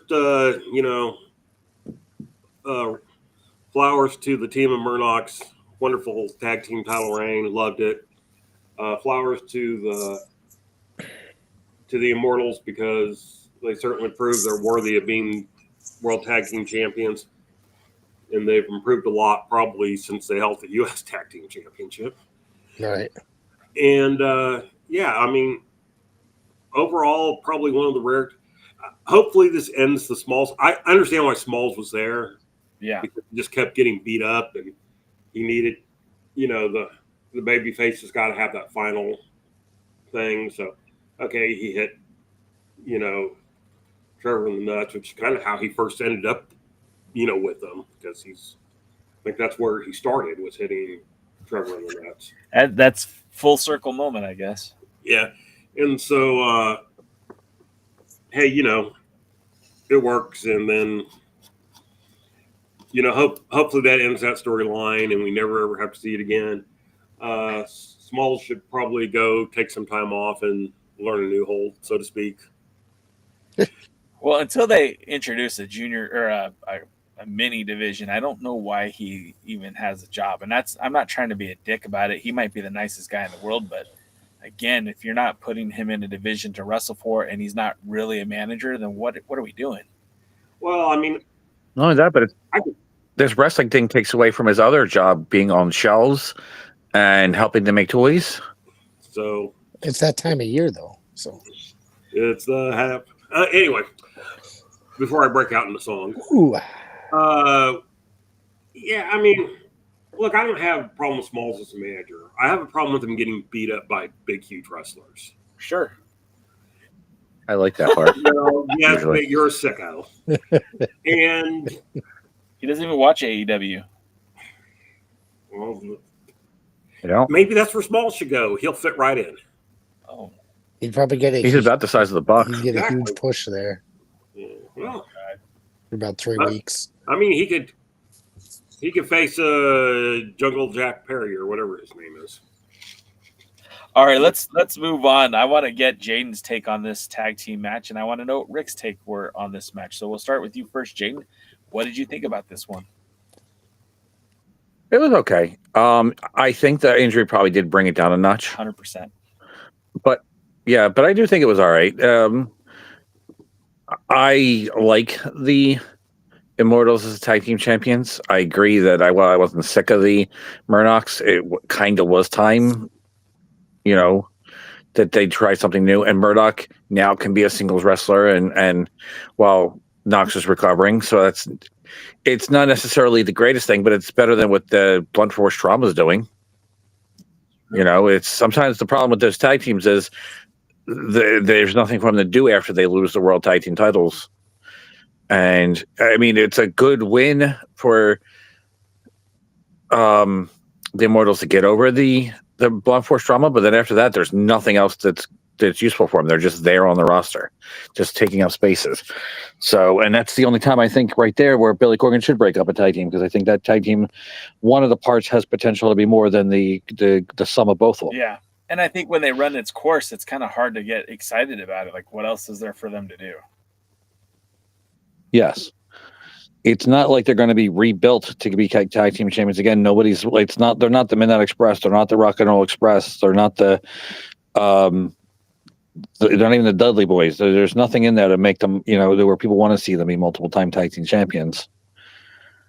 So but it was okay. I like the fact there's new champs. There's a whole new era. They're almost kind of self-created in the NWA, if you think about it. That was their first big spotlight, in my opinion, for both wrestlers. Yeah. So that's another self-created act. In fact, the NWA is loaded with them right now. I think only one champion, I think only one champion right now in the NWA isn't self-made, or at least NWA made. So this might be the era of the homegrown talent. And then, of course, I'm curious as to what you thought about this match, Rick. You were there live. You were also there. You also watched it on TV. I actually did watch this match live. I went back to my seat for this one. I'm a huge Kratos fan. I love Kratos. I think he's great. I'm not the world's biggest Odinson fan, but I think that they pair well together as a tag team. I think they work really well together. There's things that Odinson is still a little rough around the edges, in my opinion. Yeah. I'm sure he's been working. I don't know. Has he been working longer than Kratos? Maybe. I don't know.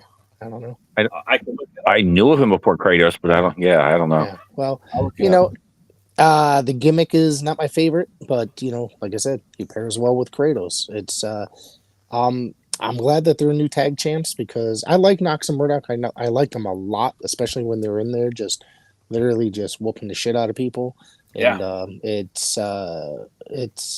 this was somewhat of a fun match for me, with the exception of Small's involvement in it. I thought it was fun. And that dive that Kratos took over the ropes, it was kind of a holy shit moment. A 300-pound man getting that high in the air over the ropes was kind of fun to watch. I'm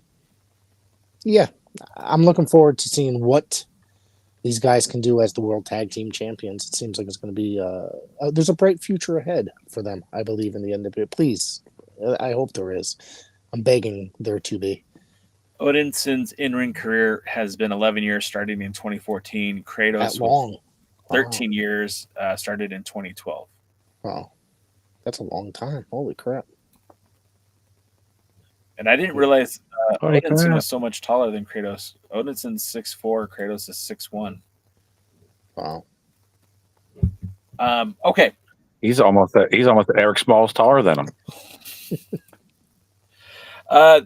During this match, and I kind of ignored it, there were two mid-match promos, and I will not re-enter my credentials. How dare you? During the mid-match promos, we had Latimer calling out Mason and said that, like, this guy, if God could create a wrestler, he would sculpt him to be just like Thrilbilly Silas Mason, which, again, huge compliment. I think we said that earlier in the show, but just want to reemphasize it. And then we had Markova, who says that Kenzie Page was good as champion, but Markova will be better because Kenzie was okay in the ring, but Markova's better, and she's more exciting and sexier. And this was just kind of like man, you're going to kick her when she's down, aren't you? She finishes up saying that she wants to be to the Burke what Flair was to the 10 pounds of gold. And I think that is a huge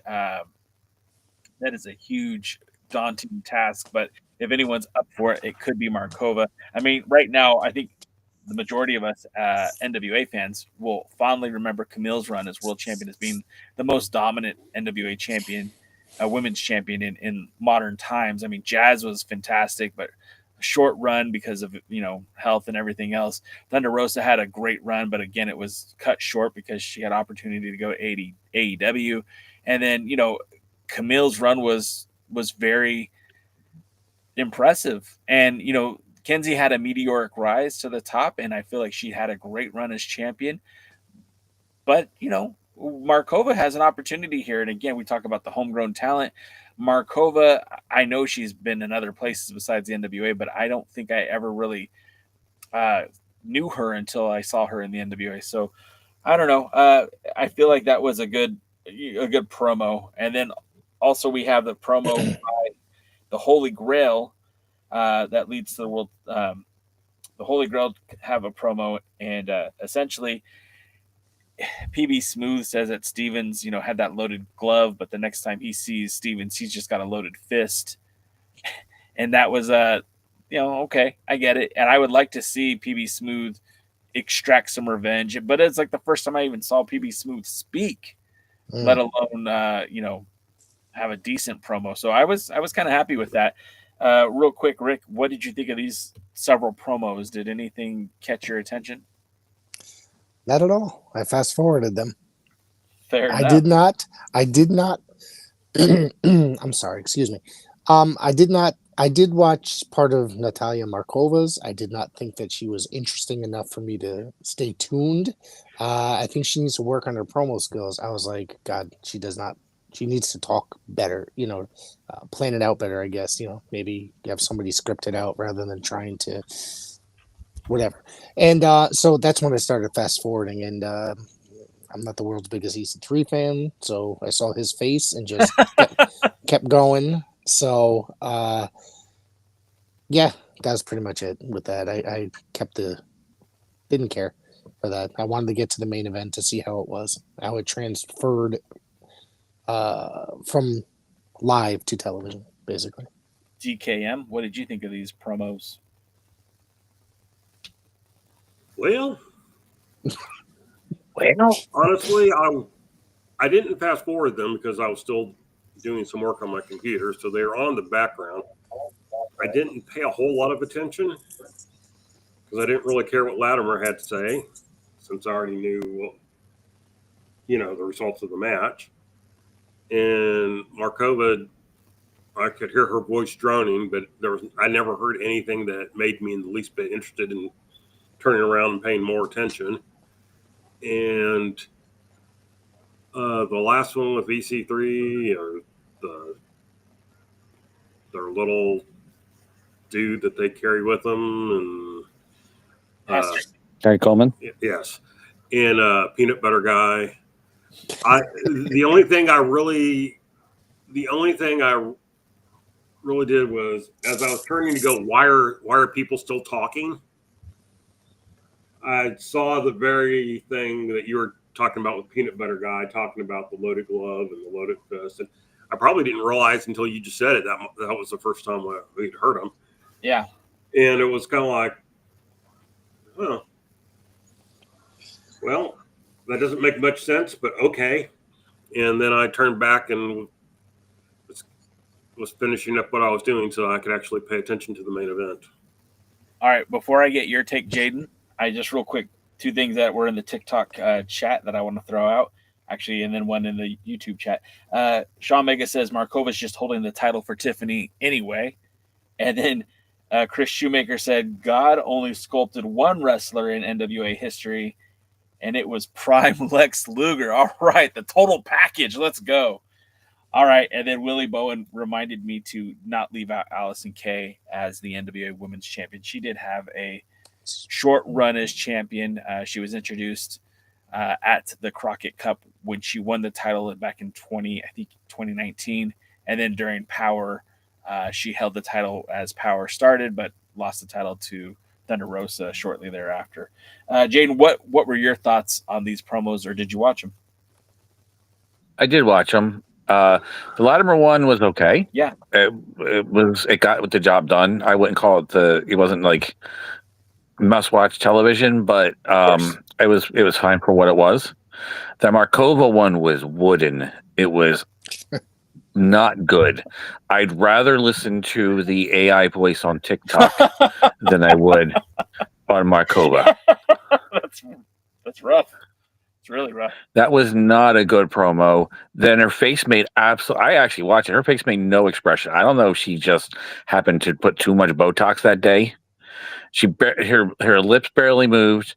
Her face barely made any kind of motion or expression. Every once in a while, a slight little smile cracked through. Her face can move. Yeah, it just was. There was nothing on that.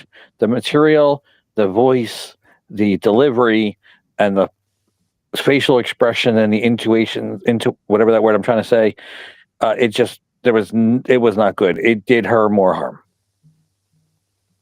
And that's something they have to find a way around, because I like Markova in the ring, but those promos, it's brutal, dog.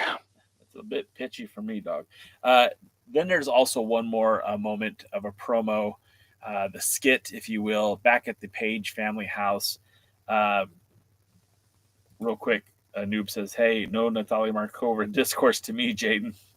Got it. We know, Noob. We know. And I think what Jaden was saying is that Markova is just a better asset in the ring than she is working a promo. But we go back to the Page household where, oddly enough, Joe Galli's wearing the same shirt, but Kenzie is wearing something different. With a single tear in her eye, she admits that she doesn't know who she is without the Burke. And until she rediscovers herself, she is not making any plans to go after her rematch. She has a guaranteed rematch as a former champion. And that was kind of it. She needs to find herself again, which, sure, I get that.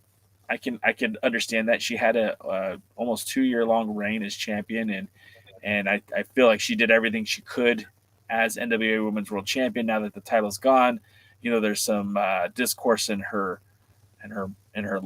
relationships, with her fiance and her sister, and she's lost her former tag team partner. Ella Envy's no longer with the company. Pretty Empowered is not what it once was, and so she does have to kind of figure out what's next for her. I'm hoping it's a run with the tag team titles with her sister, but we'll see. Jane, did you see this promo? Any thoughts on this one? I did. I really hate those damn nose rings. It seems like they're worse now. It's like she's Borg and her nose is getting assimilated. I just did not like it. The promo was fine, but that just kept distracting me. I don't know. It's not right. And then, yeah, there he is. No one ever notices what men are wearing. Why do you think Billy always wears the Zero T-shirt? Fair enough. I feel like he wears the Zero T-shirt because he doesn't like carrying on luggage. Rick, thoughts on the promo? Didn't watch it. Nope. DK, did you watch this one? DK, you're muted. Hello. No. I listened to like the first 2 sentences and said, this should be some backstage segment. I'm not going to watch a, couch thing that was probably recorded before the match ever took place. Yeah, I think it might. Not the right kind of couch. Keep your mind out of the gutter. I guess it has to be there with the rest of you, doesn't it? Damn. We're going to move on to the world title match. This is the reason we all watched anyways. Like, this is the match that I have been anticipating for quite some time. Rick was literally there. It had his seal of approval at the live event. Mm-hmm. It was guys. Oh, it's all good, man. I'm marked out. Your reaction was genuine, and it made me happy to hear it, because as a wrestling fan too, like, sometimes you just got to enjoy that moment that you're in. Yes. And Thom Latimer has been a hell of a champion. Again, I spoke about his accolades earlier, but he held the title for over a year. Literally took that belt to so many different countries, defended on both coasts. Huh? Just under a year. Just under a year. And as world champion, I don't know that there's anything more we could have asked for him. I mean, defended the title and rival promotions like Maple Leaf Pro, defended against guys like Heath Slater, Silas Young, they said Colby Carino and Rhino. He defended against so many different guys, and you got to give the guy some credit.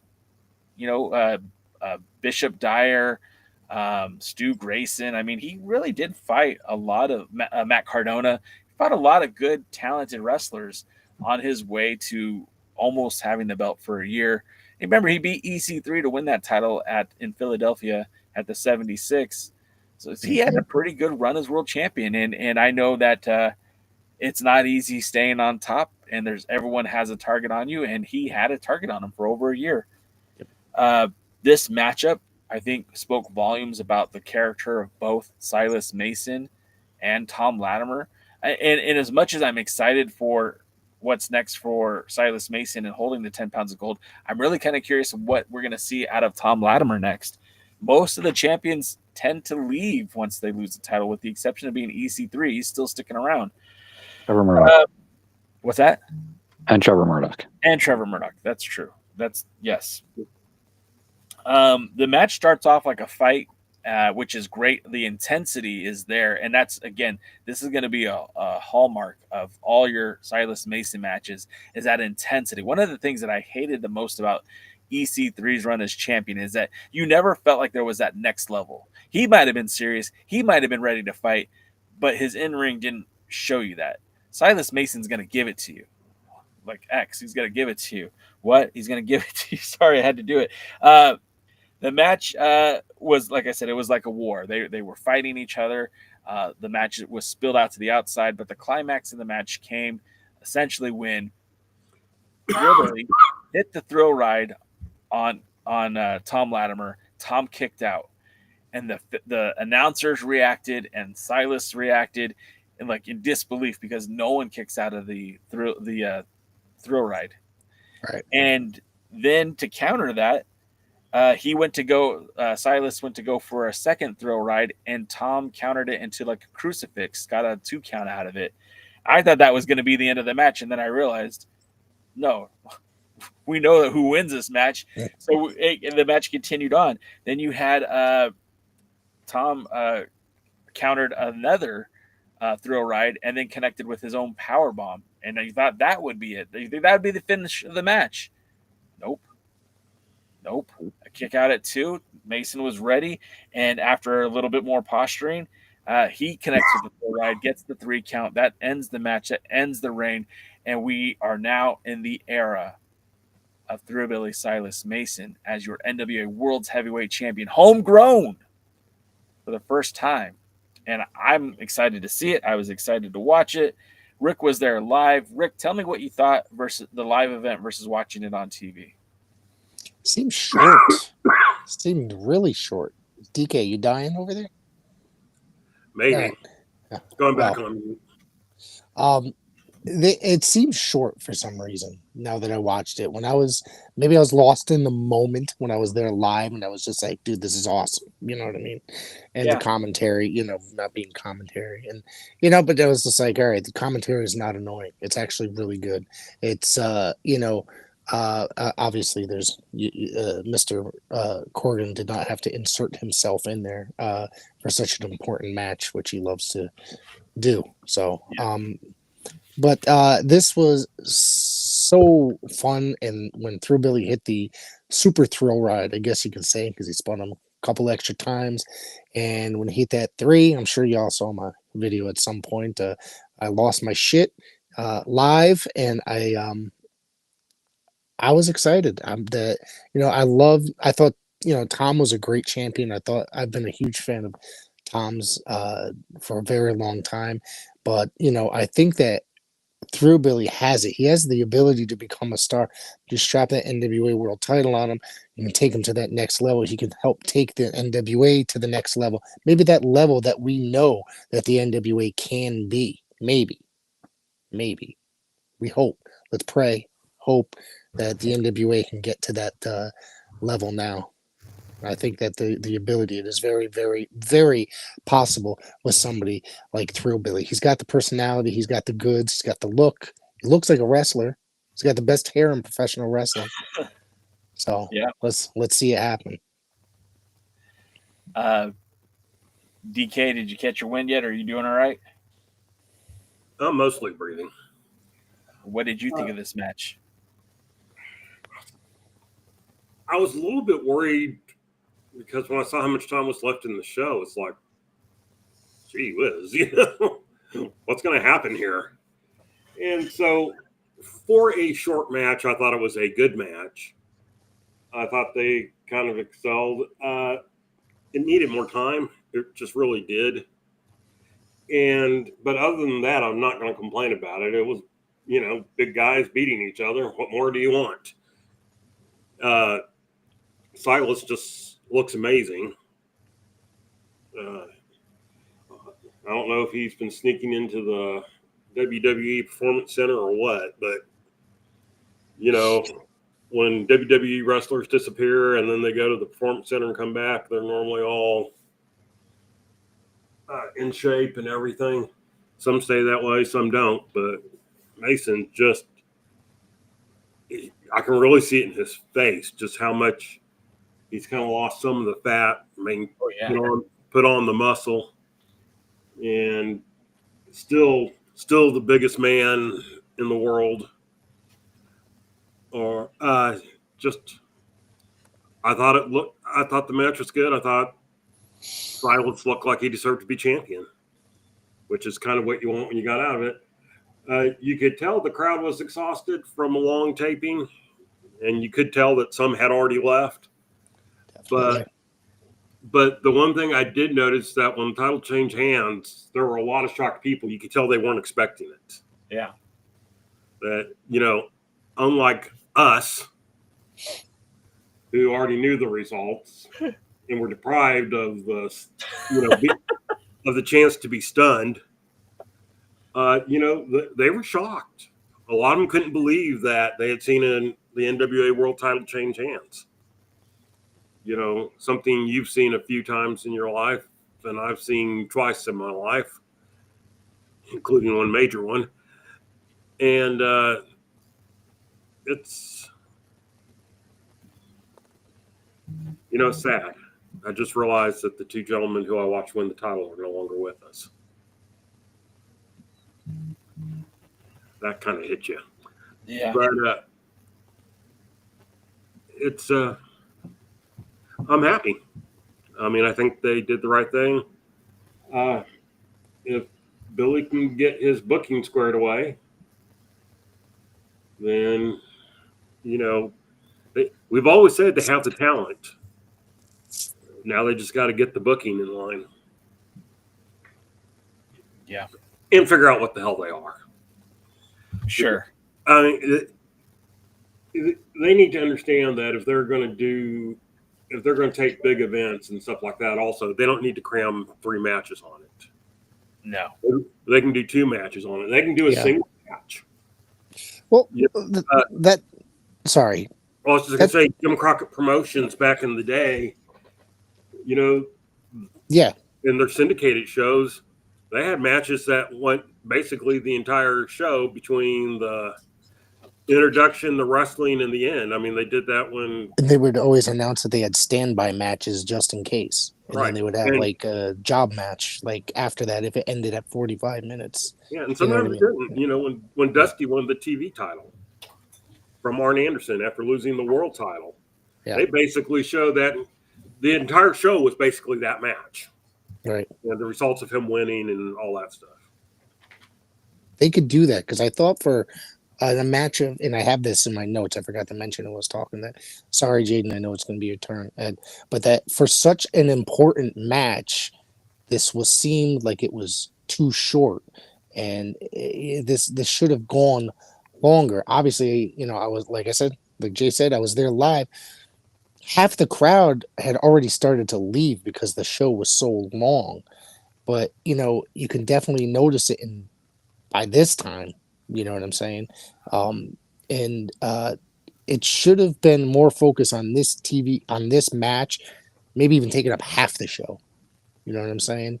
Have some whatever match, squash match, whatever. And then because it should have been longer, I do think it was a really good match. One thing I forgot to mention that is after the match ended and they cut it from the feed, was Thrilbilly was actually in the crowd, like celebrating with the fans, walking in the chairs, standing on the chairs, and celebrating with the fans and stuff, holding the belt up. Everybody was taking selfies and all that crap like that. So that I thought was an awesome part of the evening that they didn't show on TV. I thought they would, but then they just faded to black after the. Maybe they'll show it next week on TV. Maybe. Or on socials or something. Maybe that is something that they could use. Anybody out there, Thrilbilly's new publicist, see if you can get that footage because that should be on it. Thrilbilly socials. I have it if anybody wants it. So, what One more I thing do. that I want to Yeah. one more thing I want to throw out there before Jaden goes in, and thanks Jaden for being patient. You know, I go to a lot of the Championship Wrestling from Hollywood TV tapings. Now they don't stagger their events like pay-per-views. They don't have these signature live events. They just run their shows. And they film the shows basically in order of how you see them presented on TV, which means that they have these main events earlier in the night. So like the last match of the night is not necessarily going to be your world title match, but it's still going to be a significant main event. Right. I think that the NWA should watch how United Wrestling Network paces their TV tapings. I feel like that would be equally beneficial to them. You know, putting that main event earlier in the match when people were still there to watch it, I think would have meant a lot more. And having that opportunity to celebrate with the champ, you know, and I get like that is such a high for the night and everything kind of goes downhill after that. But I really feel like they would have benefited from that. Okay, Jaden, I do want your hot take on this one. So tell me what you thought of this match and yeah. I think, first of all, I realized in the middle of it, but not that, again, it wasn't really a match, but I realized that based on the formatting of the show, that nobody's paying attention now to the new tag champs, or nobody's going to pay attention to the new tag champs. There, again, that should have been formatted so that could have been night 1 or night 2. So that they could have had a chance to do something. We had an opportunity to get Markova noticed with the women's title win. They had the opportunity and great timing, unintentionally by the NWA, by getting Mondo, you know, has a chance to shine. Odinson and Kratos don't get that same spotlight now, and I think that's a shame. So I wanted to make sure to get that too. I forgot to mention that when we were talking earlier. But in this match is when I realized that oh no, now what's going to happen? Nobody's going to be talking about Odinson and Kratos. And it's funny how you just brought it up the way you did about the formatting. It should have been formatted differently, in my opinion, on that one. And also, I also agree that it should have been in the earlier in the evening, because you could tell the crowd was tired because they wanted to cheer so much, but they had to force the energy. They just couldn't, you know, it just wasn't flowing through them. The energy had to be exerted because it's actually an effort to get it out there because they just were so tired, and you can tell. That said, I liked the match. I didn't mind it as short as it was because of the crowd being as tired it was. It just made sense. I probably got cut in time because of the event going long, because that happens a lot with the main event. And I enjoyed it. It was a good match. The right person won. I liked the finish. Thrilbilly did look like $1 million. His gear was on point. It was the best match I think I've seen Latimer have. So I like that. It was the best I've seen him, at least as NWA champion, have. Also, people talk about Thrilbilly's body. He just did a commercial for his MMA gym. He's been training MMA, and he did a commercial with the NWA World Heavyweight Championship. Go out of the way to find it on social media, because again, the new person has really put a lot out there and getting the name out there for Thrilbilly, getting something going. It's almost like they listen to us, and somebody's, it's like, you know what, they do need to have it. And also, right now, if you want to book Thrilbilly, his email's on his socials, and he apparently is going to answer his emails now, because that's what his publicist job is. So if you want to book him, it's a good time to message him out and see what he'll say. But I'm happy. I, again, want the help with everybody, especially Rick and DK. Please put it out there ASAP to get there where you want to see them against. I had Dr. Zirconium do 3 people that for the NWA and 3 that were not, but you could do it however you want to do it. Just get it out there, because we need to grassroots this, because the guy is amazing. I think we need to get him on the Alliance blog podcast right here. A special presentation of alliance-wrestling.com, your number one source of news and information from the National Wrestling Alliance. We need to get him a W sponsorship. We need to get him I don't know. We just need to get him a whole bunch of stuff out there, because I'm happy. I think this is the best thing. You guys know I'm not an NWA fan, but I definitely made sure I had to watch this, and I watched it at 4:00 in the morning as I'm sending out emails to different things to help Dr. Zirconium get the information, try to get him other buildings. I was at 4:00 in the morning watching this on the big TV because I wanted to actually see it, and I enjoyed it a lot. Again, I didn't mind it as short, because it felt like a quick championship win by a heavyweight boxer than a long. Not every match has to go long, because if it goes long, people start, it starts expecting it, so nobody buys into the finish. And I think that's part of the reason that it ended so well, and why the fans were so shocked, because they were expecting it to be a really long match, and it was short. And I think that added to the spontaneity and the excitement of it. So let's see. Our friend David Valentine says Thrilbilly Silas Mason is a coward. He's scared to fight the legendary Carson Drake. Also, Big Mims and Mondo are coming for him. David Valentine, I need you to post that on your social media accounts and tag the Alliance blog. We'll retweet it. We'll share it. We'll repost it if it's on Meta. We'll add it to our stories on TikTok. Get it out there, man. Say that. Say it with your whole chest, though. You got to come at it from the whole chest part. Willie Bowen brought up Talos and Thrilbilly. We can see that. There's a lot of things that we might potentially see. Now, we're going to change gears here because that was power. Congratulations to the new champions. But there's something else to talk about, and that is old pal Tony Khan. Yes, Tony Khan recently did an interview with Ariel Helwani, and he talked about a lot of things. One thing in particular that he talked about was his relationship with one William Patrick Corgan. Something we talk about a lot on the Discord, that the relationship between Tony and Billy, and there was a lot of hard feelings. At least that's what the fans assumed following the Pretty Empowered pay-per-view, where Tony had sent some AEW talent to work for the NWA and paid them. The NWA didn't pay these talents that appeared on that event. And then, furthermore, there seemed to be some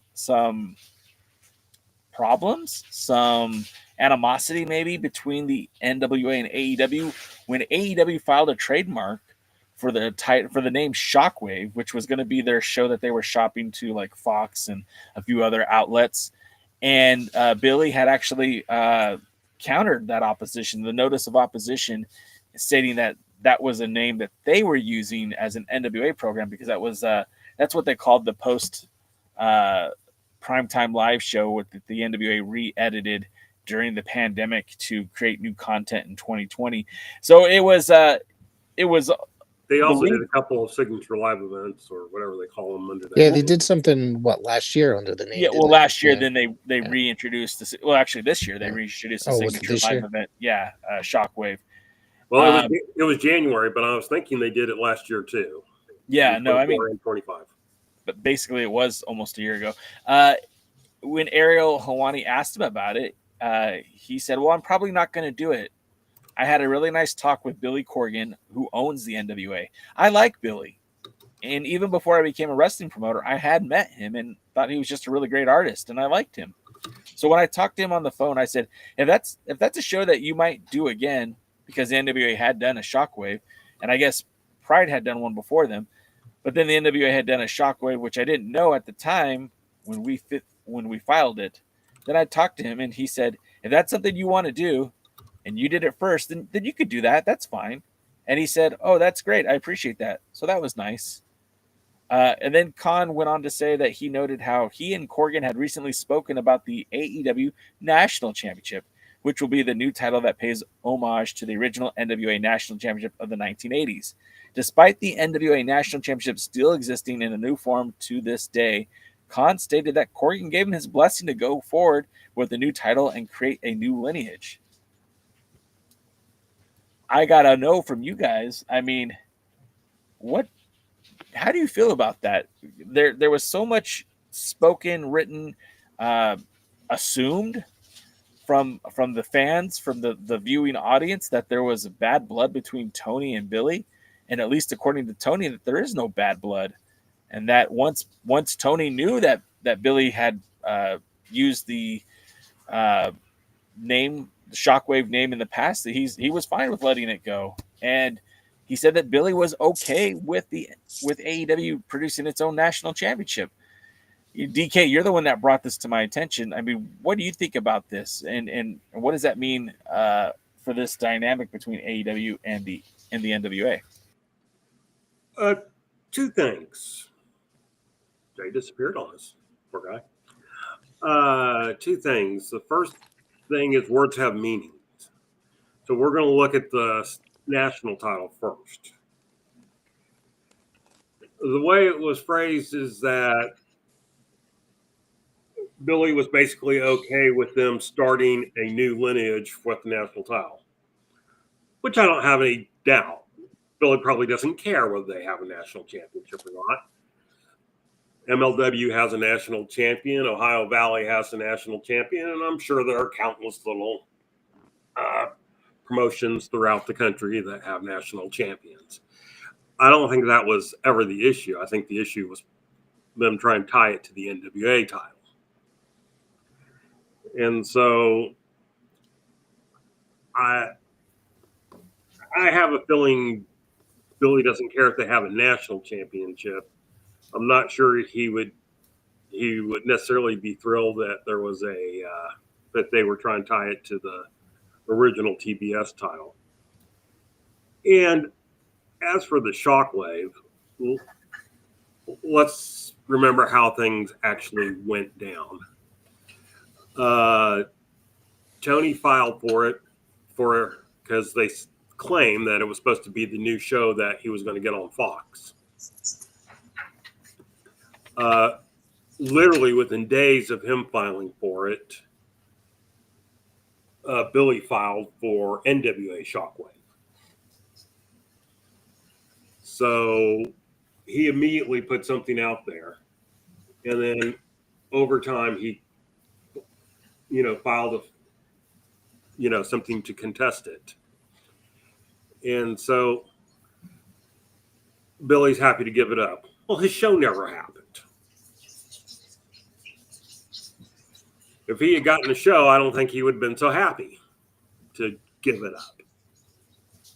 Now, he might have offered money to get it at that point, but Tony likes to be perceived as a nice guy, and maybe he is. So he never really has a problem with anybody when he does interviews. Never really heard him come out and go, well, that's so no good, lazy, egg-sucking dog. Whatever. I doubt the relationship's as friendly and beautiful as Tony claims, but I also doubt that there's, like they think of each other and, smoke starts coming out of their ears. Billy does what Billy does. Tony does what Tony does. Tony got mad that he didn't get more credit for Empowered. I don't know why, but he did. And then, other than that, I think he just goes on with his life. I don't think the two of them cross paths, and I don't really think they necessarily care about the other. So that's my thought. Jaden, do you have thoughts? I have plenty of thoughts. Isn't there a written record of a lawsuit happening? If so, doesn't that contradict what Tony is saying? In all honesty, I think Tony came across as the Vince McMahon in this situation where he was trying to hurt the little guy, and that got out, and Tony doesn't want to have people think that he's a bad person, so he's doing damage control. That's what I think it is. I think he's trying to manipulate the situation and gaslight us into thinking that there is nothing wrong and that he is a good guy and everything's great, and ring the bell, ding, and it's great and great and great. So the bell goes ding, ding, ding, and that's it. He's just trying to convince everybody that he is a good person and he's not the bad guy in the situation. He's not trying to hold the little guy down, and he's not trying to be the big evil empire. So I think that's my opinion. I think that's what's going on. And honestly, it's as stupid as it is. It's a shot in the arm of the NWA when they really could have used it. And now at least Mondo's taking advantage of it. And if the NWA had some kind of intelligence, they would have been doing the same thing. And somebody also, I think, stated in the chat that Brian Idol's reaction to it says differently. if Brian Idol was in the office, he would know this in the background.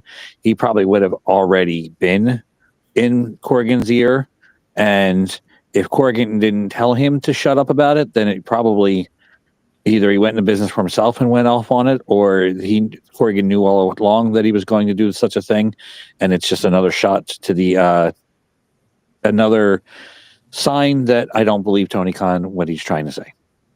There's not I can't find any record of a lawsuit, but Corrigan did, file a legal thing with the trademark office. I'm looking at that right now. Yeah, it was a notice of opposition. Yeah, so I mean, something legal happened, but it wasn't a lawsuit. But yeah, he legally opposed the AEW using it. And like I said, AEW it doesn't matter to Tony Khan since he never got the TV show that he was originally doing. I suppose if he had gotten the copyright, then he just would have used it sometime somewhere else, maybe a signature live event or something like that. But or I guess they still do pay-per-views. And old school people that they are. But yeah, otherwise I'm with Jaden there. Rick? I go ahead, Rick. I didn't say anything. I bet I could. I think Tony Khan's an idiot and a mark, like legitimately. He seems to be friends with everybody when there's always an issue. He's friends with everybody. So, I think he's just a jackass. And I don't care for his product. I mean, I to try to create the lineage or recreate the lineage to the national title is kind of ridiculous on his end. I think sometimes he just speaks. He doesn't know what's coming out of his mouth. But when he says it, and then he has to try to rethink it after the fact that he was talking from his ass. This is why his product is the way it is. So it's just a mess all over. So sorry, I'm a little harsh on AEW and Tony Khan. That could have been. That was me being nice about AEW and Tony Khan. So. I don't dislike the product nearly as much as anyone in this in these. It's awful. It's like watching a train wreck every single week. I mean, it's a lot of it doesn't make sense. So, Darby looks like he's almost been killed probably 200 times on TV. That guy, and I'm surprised he's still walking.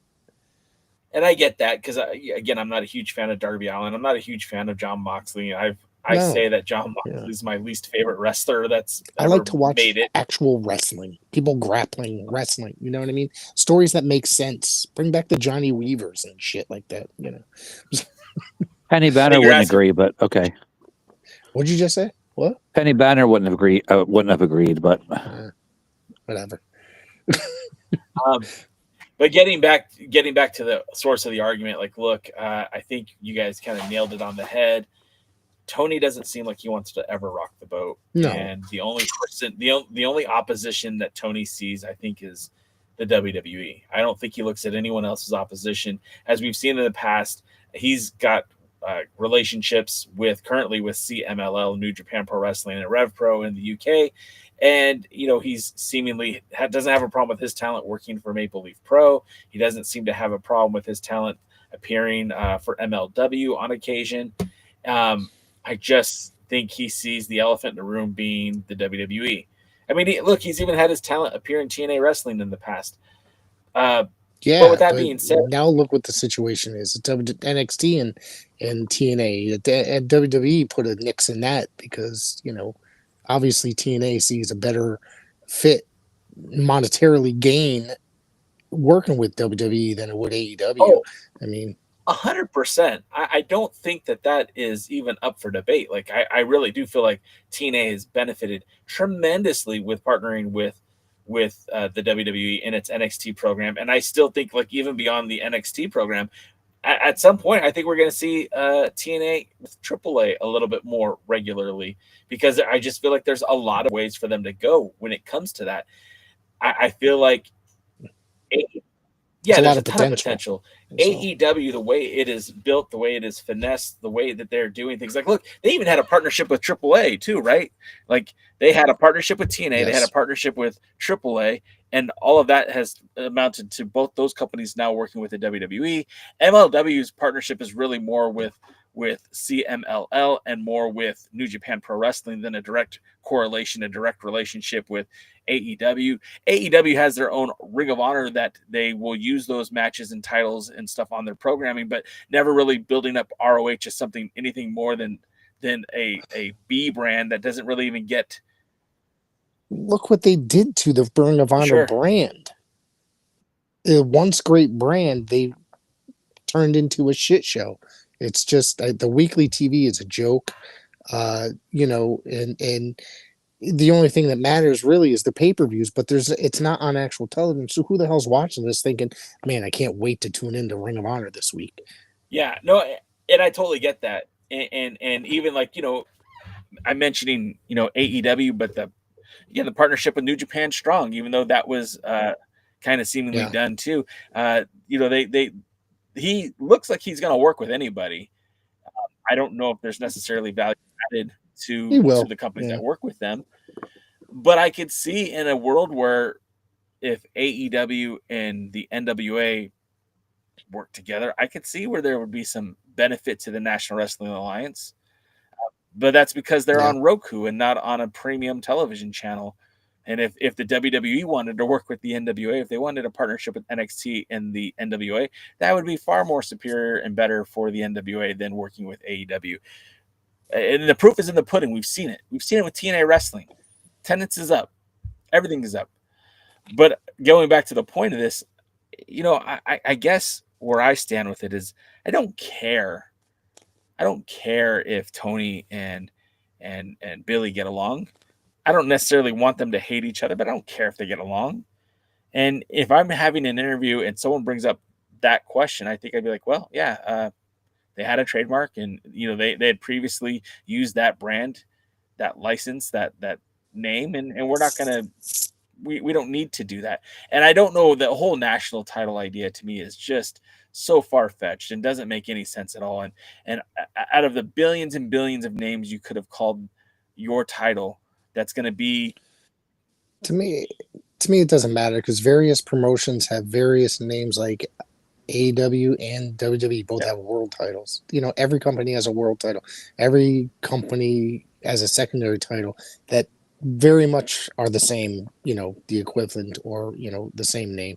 So a national title, but to say that it's linked to the history of the National Wrestling Alliance, that should have never been said. It should have never even been. I guess he didn't directly say it, but he kind of intimated it, and it just doesn't need to happen. The NWA, the only promotion today that is connected to the NWA of the 1980s and the 1970s is Billy Corgan's National Wrestling Alliance. It's not the WWE. It's not TNA Wrestling. And it's not MLW. It is Billy Corgan's National Wrestling Alliance. He bought it, and that ownership came from buying it from Bruce Tharp, who won it in a legal court from Pro Wrestling Organization, which was the same organization that had been that LLC for decades that the original NWA members became. That's the connection. And there is no weird way of zig and zagging to make that national title for AEW connected in any way, shape, or form to what the National Wrestling Alliance was. If you want to call it the TBS national title, if you want to call it the Turner national title, go right ahead and fucking do it. But it's not an NWA title. And don't intimate that it's an NWA title. And if you really want to use the national title, call up Billy Corgan, say, hey, brother, I have this great idea. We're going to use your national title. We're going to put that shit over. Bring in Mondo. He's going to be here for a couple weeks. We're going to take the title off of him. In the meantime, we're going to have that title defended in all these promotions. And when we're done with it, we'll send it back to you. You can put it right back on Mondo if you want. That's what you do, Tony. If you want the title that bad, that's what you do. You work with the promotion that has a national title. You don't try to reinvent the wheel that already exists. Do something different or get the fuck out. I can't wait to see what this belt looks like. They didn't reveal it yet, did they?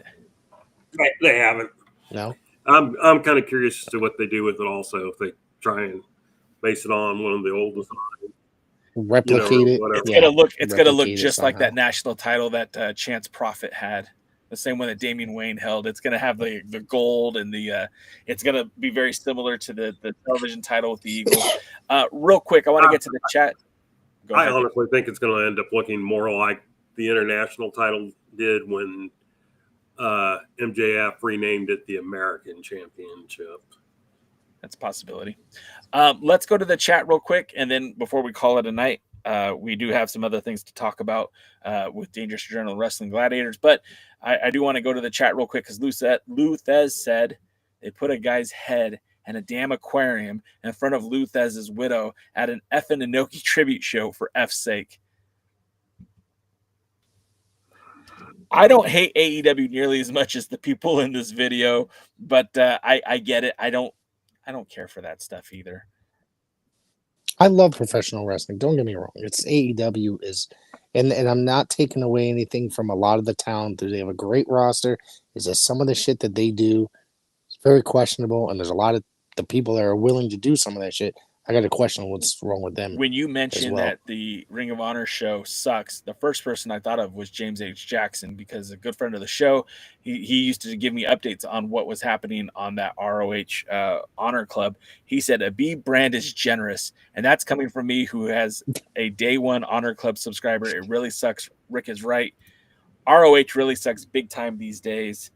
I canceled my subscription, as like Rick said, besides the 3 pay-per-views they did each year, the rest was lackluster. AEW Dark with a new. I was going to say it's AEW Dark with a new paint job. That's all it was. Yeah. Well, and you know, the thing that I liked about AEW Dark and Elevation, I guess, is that they were bringing in independents and putting them in the ring with guys who were under contract. And what was cool about that, especially as it was during the pandemic, and a lot of these guys couldn't get regular work because everything was shut down. But a guy like Danny Limelight, who is a phenomenal talent, had an opportunity to be in the ring with Kenny Omega. And Kenny Omega is considered as to be one of the greatest wrestlers in this era. And Danny Limelight looked like he belonged in the ring with them. That was awesome. That was so cool. He was on there regularly for a couple months, right? And he was enjoyable to watch. They gave work to a lot of guys in my area. Lucas Chase, Sammy Diaz was up there. Who else? Waves and Curls tag team. They were on there for quite a few times. Miracle Generation was on the Ring of Honor brand not long ago, over the summer, I think. There's a lot of really great talent they will give work to, or they did when they were doing Dark, and now Ring of Honor. And I guess I like Dark, and I think that they should bring Dark back. And if they did Dark and just called it ROH, and did exactly what they did for Dark as they did for as they could do for ROH, I think that'd be phenomenal. But again, I digress. That's going to be our most of our show, but we are going to let Jaden speak, because obviously with Dangerous Journey and Wrestling Gladiators, even though we're getting up to the end of the year, there's a lot of cool and exciting things to talk about. So without any further ado, Mr. Jaden, please tell us what's next for Dog. Well, next is going to be, we're going to have a meet and greet at the holiday market at the Orchard Gardens at Masso's. We're going to be part of the event. We're going to have our table. Currently, ours there is the Dangerous Adrenaline Wrestling Gladiators Heavyweight Champion, Vinny the Fixer, who, by the way, since he won that championship in April, has defended 11 times successfully. Wow. That's great. Yeah, so he's going to be there. The tag team of Primal Fear, who looked a lot like some security guards I saw on Monday Night Raw the other night. Everybody has a doppelganger, I guess. But the Primal Fear, the Dangerous Adrenaline Wrestling Gladiators tag team champions, are going to be there, including their third member, the Rowan After Hours Heritage Cup winner, Adrian Soriano. So he's going to be there. Dylan Mesh is going to be there, former Dog Tag Team Champion. And the very popular Silver Lobo will also be there. We'll be doing autographs. Silver Lobo can't wait to see Santa. He is very excited to see Santa. and we're going to get pictures with the fans and sell autographs and sell merchandise and talk to you guys and tell you about what's coming up in Dangerous Adrenaline Wrestling Gladiators. Dog loves doing these events. It's not always necessarily wrestling related, but it's a way to get people who aren't wrestling fans to maybe be dog fans. So that's always something exciting on that. I do know that Dog also has an event. It's going to be originally in April. They moved it to March. Rowan After Hours has WrestleMania. God, I hate that title. But currently signed is Vane the Fixer defending the Dangerous Adrenaline Wrestling Leaders Champion against that aforementioned Rowan After Hours Heritage Cup winner, Adrian Soriano. The winner of the Cup in the summer gets a shot at the Dog Championship in the fall, or in the spring, I mean. And I look forward to that a lot. So that's going to be a lot of fun because that's going to be a good match. I also know that Dylan Mesh will go against Ethan Promise. They wrestled in the aforementioned Rowan After Hours Heritage Cup tournament. And Ethan Promise is Rowan's University's own. So this is a chance for the home hero to get some revenge on Dylan Mesh, and I think that's going to be really fun. Right now, unfortunately, the wrestlers we had signed, I know one of them is not going to be there. Unfortunately, we're not going to have Jack Vaughn. They were working to try to get him coming soon, though. But I do say we will be seeing what's his name? I just thought of it. Lost it. We are going to see Bob Evans, the Sausage King himself. He will be in action. Brutal Bob Evans, yeah. And we're still waiting to hear back from Spencer Slade, but Spencer Slade was originally scheduled. We're just trying to see back if we can make a schedule and make that happen. But if so, I'll let you know. And we're working to bring in other wrestlers for that event because the Rowan After Hours is a really big event for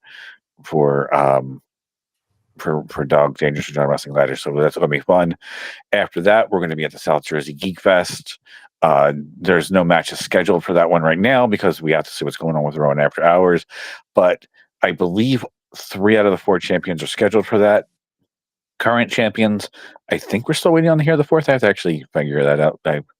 But there's going to be some exciting on that, and there's going to be a lot of wrestlers throughout the Dangerous Adrenaline Wrestling Gladiators. And we also use this event to find and scout new wrestlers, so you never know who you're going to see on those Rowan After Hours events. And then after that, on June 14th, which is a Sunday, we're going to be at Bill's Barbecue in Vineland, New Jersey. Currently signed on that card, besides all the champions are currently scheduled, or current champions are currently scheduled. If they're going to be champions, we'll see.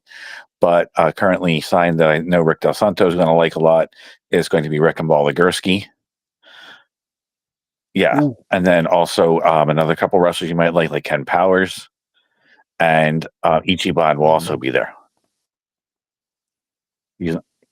He's number one. Can I see? Yeah. All right. Number 1. So that's already scheduled. I know other wrestlers are going to be there too. A lot of Dangerous Adrenaline Wrestling Gladiators regulars. Only good professional wrestlers now are wrestling. And yeah. Sure? Jeez. There's only going to be good Dog Pro Wrestlers booked now for Dangerous Adrenaline Wrestling Gladiators. We don't have to worry about anybody, that's not so talented. But it's going to be fun, and I'll make sure to have it out there. I know there's more we're working on. Again, I was helping Dr. Zirconium send out messages. There was about 53, I think, we sent out today, and we got 1 response out of the 53, which is a good day for us. And also, on Monday, there was a bunch sent out, and there was, ironically, somebody who wasn't even message sent something to us. And the wasn't what they were expecting, but they're helping out because they do other town events. And so trying to see if they can get some events for like the local community in that area. So that's something at least that came out of that. And I do know that, again, it's nothing set in stone yet, but there's another town that we're trying to get an event for in September, where they're going to do an outside event for their big town fair. And of course, there's the Monmouth County Fair that still seems to be interested, and we're going to be probably doing something with them coming up for maybe another 5 days. And they're really trying to get a 4th of July event because it's going to be the 250th anniversary of this country, and it'll be really fun to have Dog Pro Wrestling and then the fireworks go off. So that's everything that's working on. There's more, but that's at least the things with the most possibility that we're trying to get out there. Dog's going to be busy in 2026. That's great news, and I'm happy to hear it, especially because of all the hard work that Dr. Z's been putting in. And, of course, Jaden, I know you're his right-hand man down there, so it's good that getting a lot of work done, and hopefully that bears fruit in 26 and beyond. Rick Del Santo, what is coming up next for you, sir?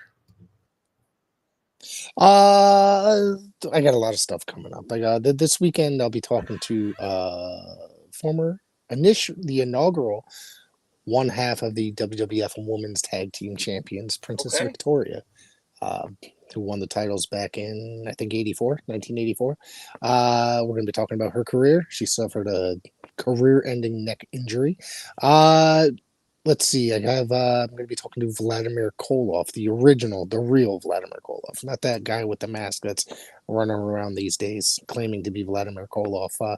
This guy was in the original ECW early on when it was NWA Eastern Championship Wrestling. He wrestled in Wings in Japan. He wrestled Smoky Mountain Wrestling. Thank you, Jaden. South Atlantic Pro.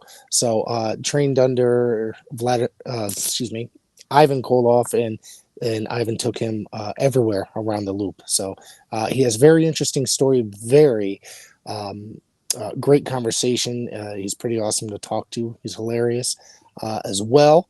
Let's see. What else do I have coming up? I know I got more coming. Oh, yeah. Max Payne, former WWF, WCW superstar Max Payne, Man Mountain Rock. We'll be talking to him soon.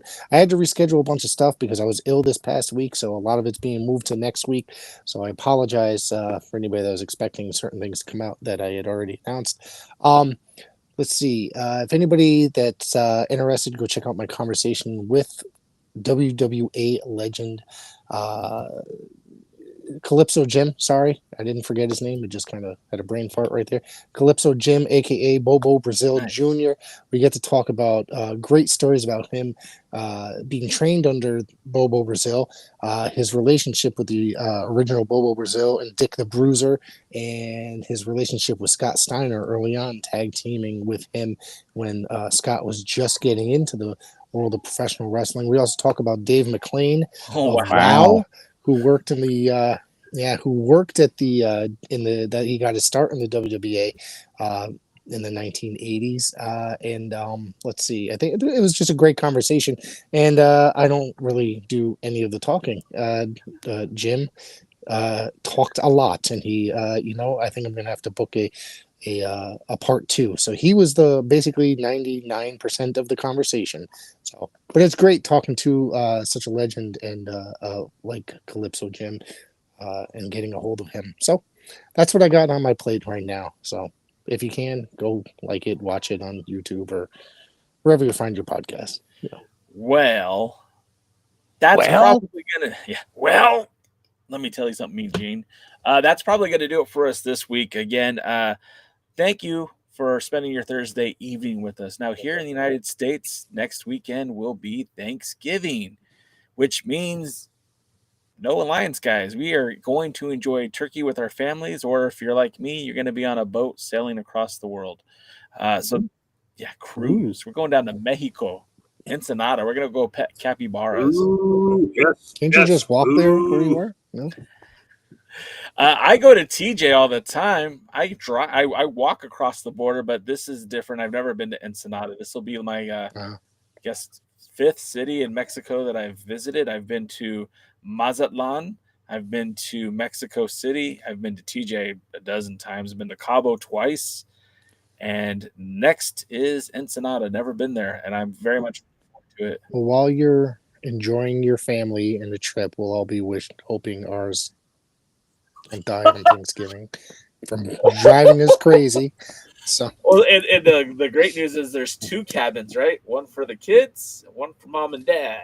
So that's perfect. There you go. That's perfect. I'll be celebrating birthday number 47. So Cash App is in the bio. Venmo me. I need to get some cocktails. Daddy needs Buy to some drink. Dubby. Buy some Dubby. T-shirts. Yeah. Get a replica title belt. DK got pissed off and left because he's mad that I'm not eating turkey at home. And there's I'm going to not. be turkey on the boat. I'm going to the Chinese buffet. I don't eat turkey, so I'll eat roast beef or something. I love roast beef. I can eat roast beef all day. I don't know. Well, yeah, exactly. I don't You're know what the hell we so eat, but lucky. I know there will be a turkey there, but I usually eat everything else except for turkey. Willie said, just don't be on Tyrus's plate. And, if you've ever seen capybara, I don't know if you guys are familiar with it, but they are essentially, they're just like Sounds giant familiar. guinea pigs. And in Venezuela, they are so plentiful that they have become a delicacy. I don't plan on eating any, but if it happens to fall on my plate, well, it is what it is. So that's going to do it for us this week. Again, thank you guys for hanging out with us. We do appreciate you making us part of your Thursday viewing habits. I will be here on Tuesday for the pre-party. If you want to hang out on Tuesday, get it in. Willie said goose or duck. Nice, man. Nice. But that's going to do it for us this week. Thank you so much for hanging out with us, and we'll see you at the matches. Thank you for joining the Alliance-Wrestling.com. Make sure you like and subscribe and check us out on YouTube, Twitch, Instagram, Facebook, TikTok, and everywhere else. Do you want to be talk about the NWA? Join our Discord. Link is in the bio. If you ever want to talk about anything else, message us and we'll probably ignore it because we don't have publicists like the new NWA champion does. Also, while you're at it, buy some t-shirts, buy some Dubby. Make sure to go to all of our socials and our Instagram and our TikTok and everything else. And next time, we'll see you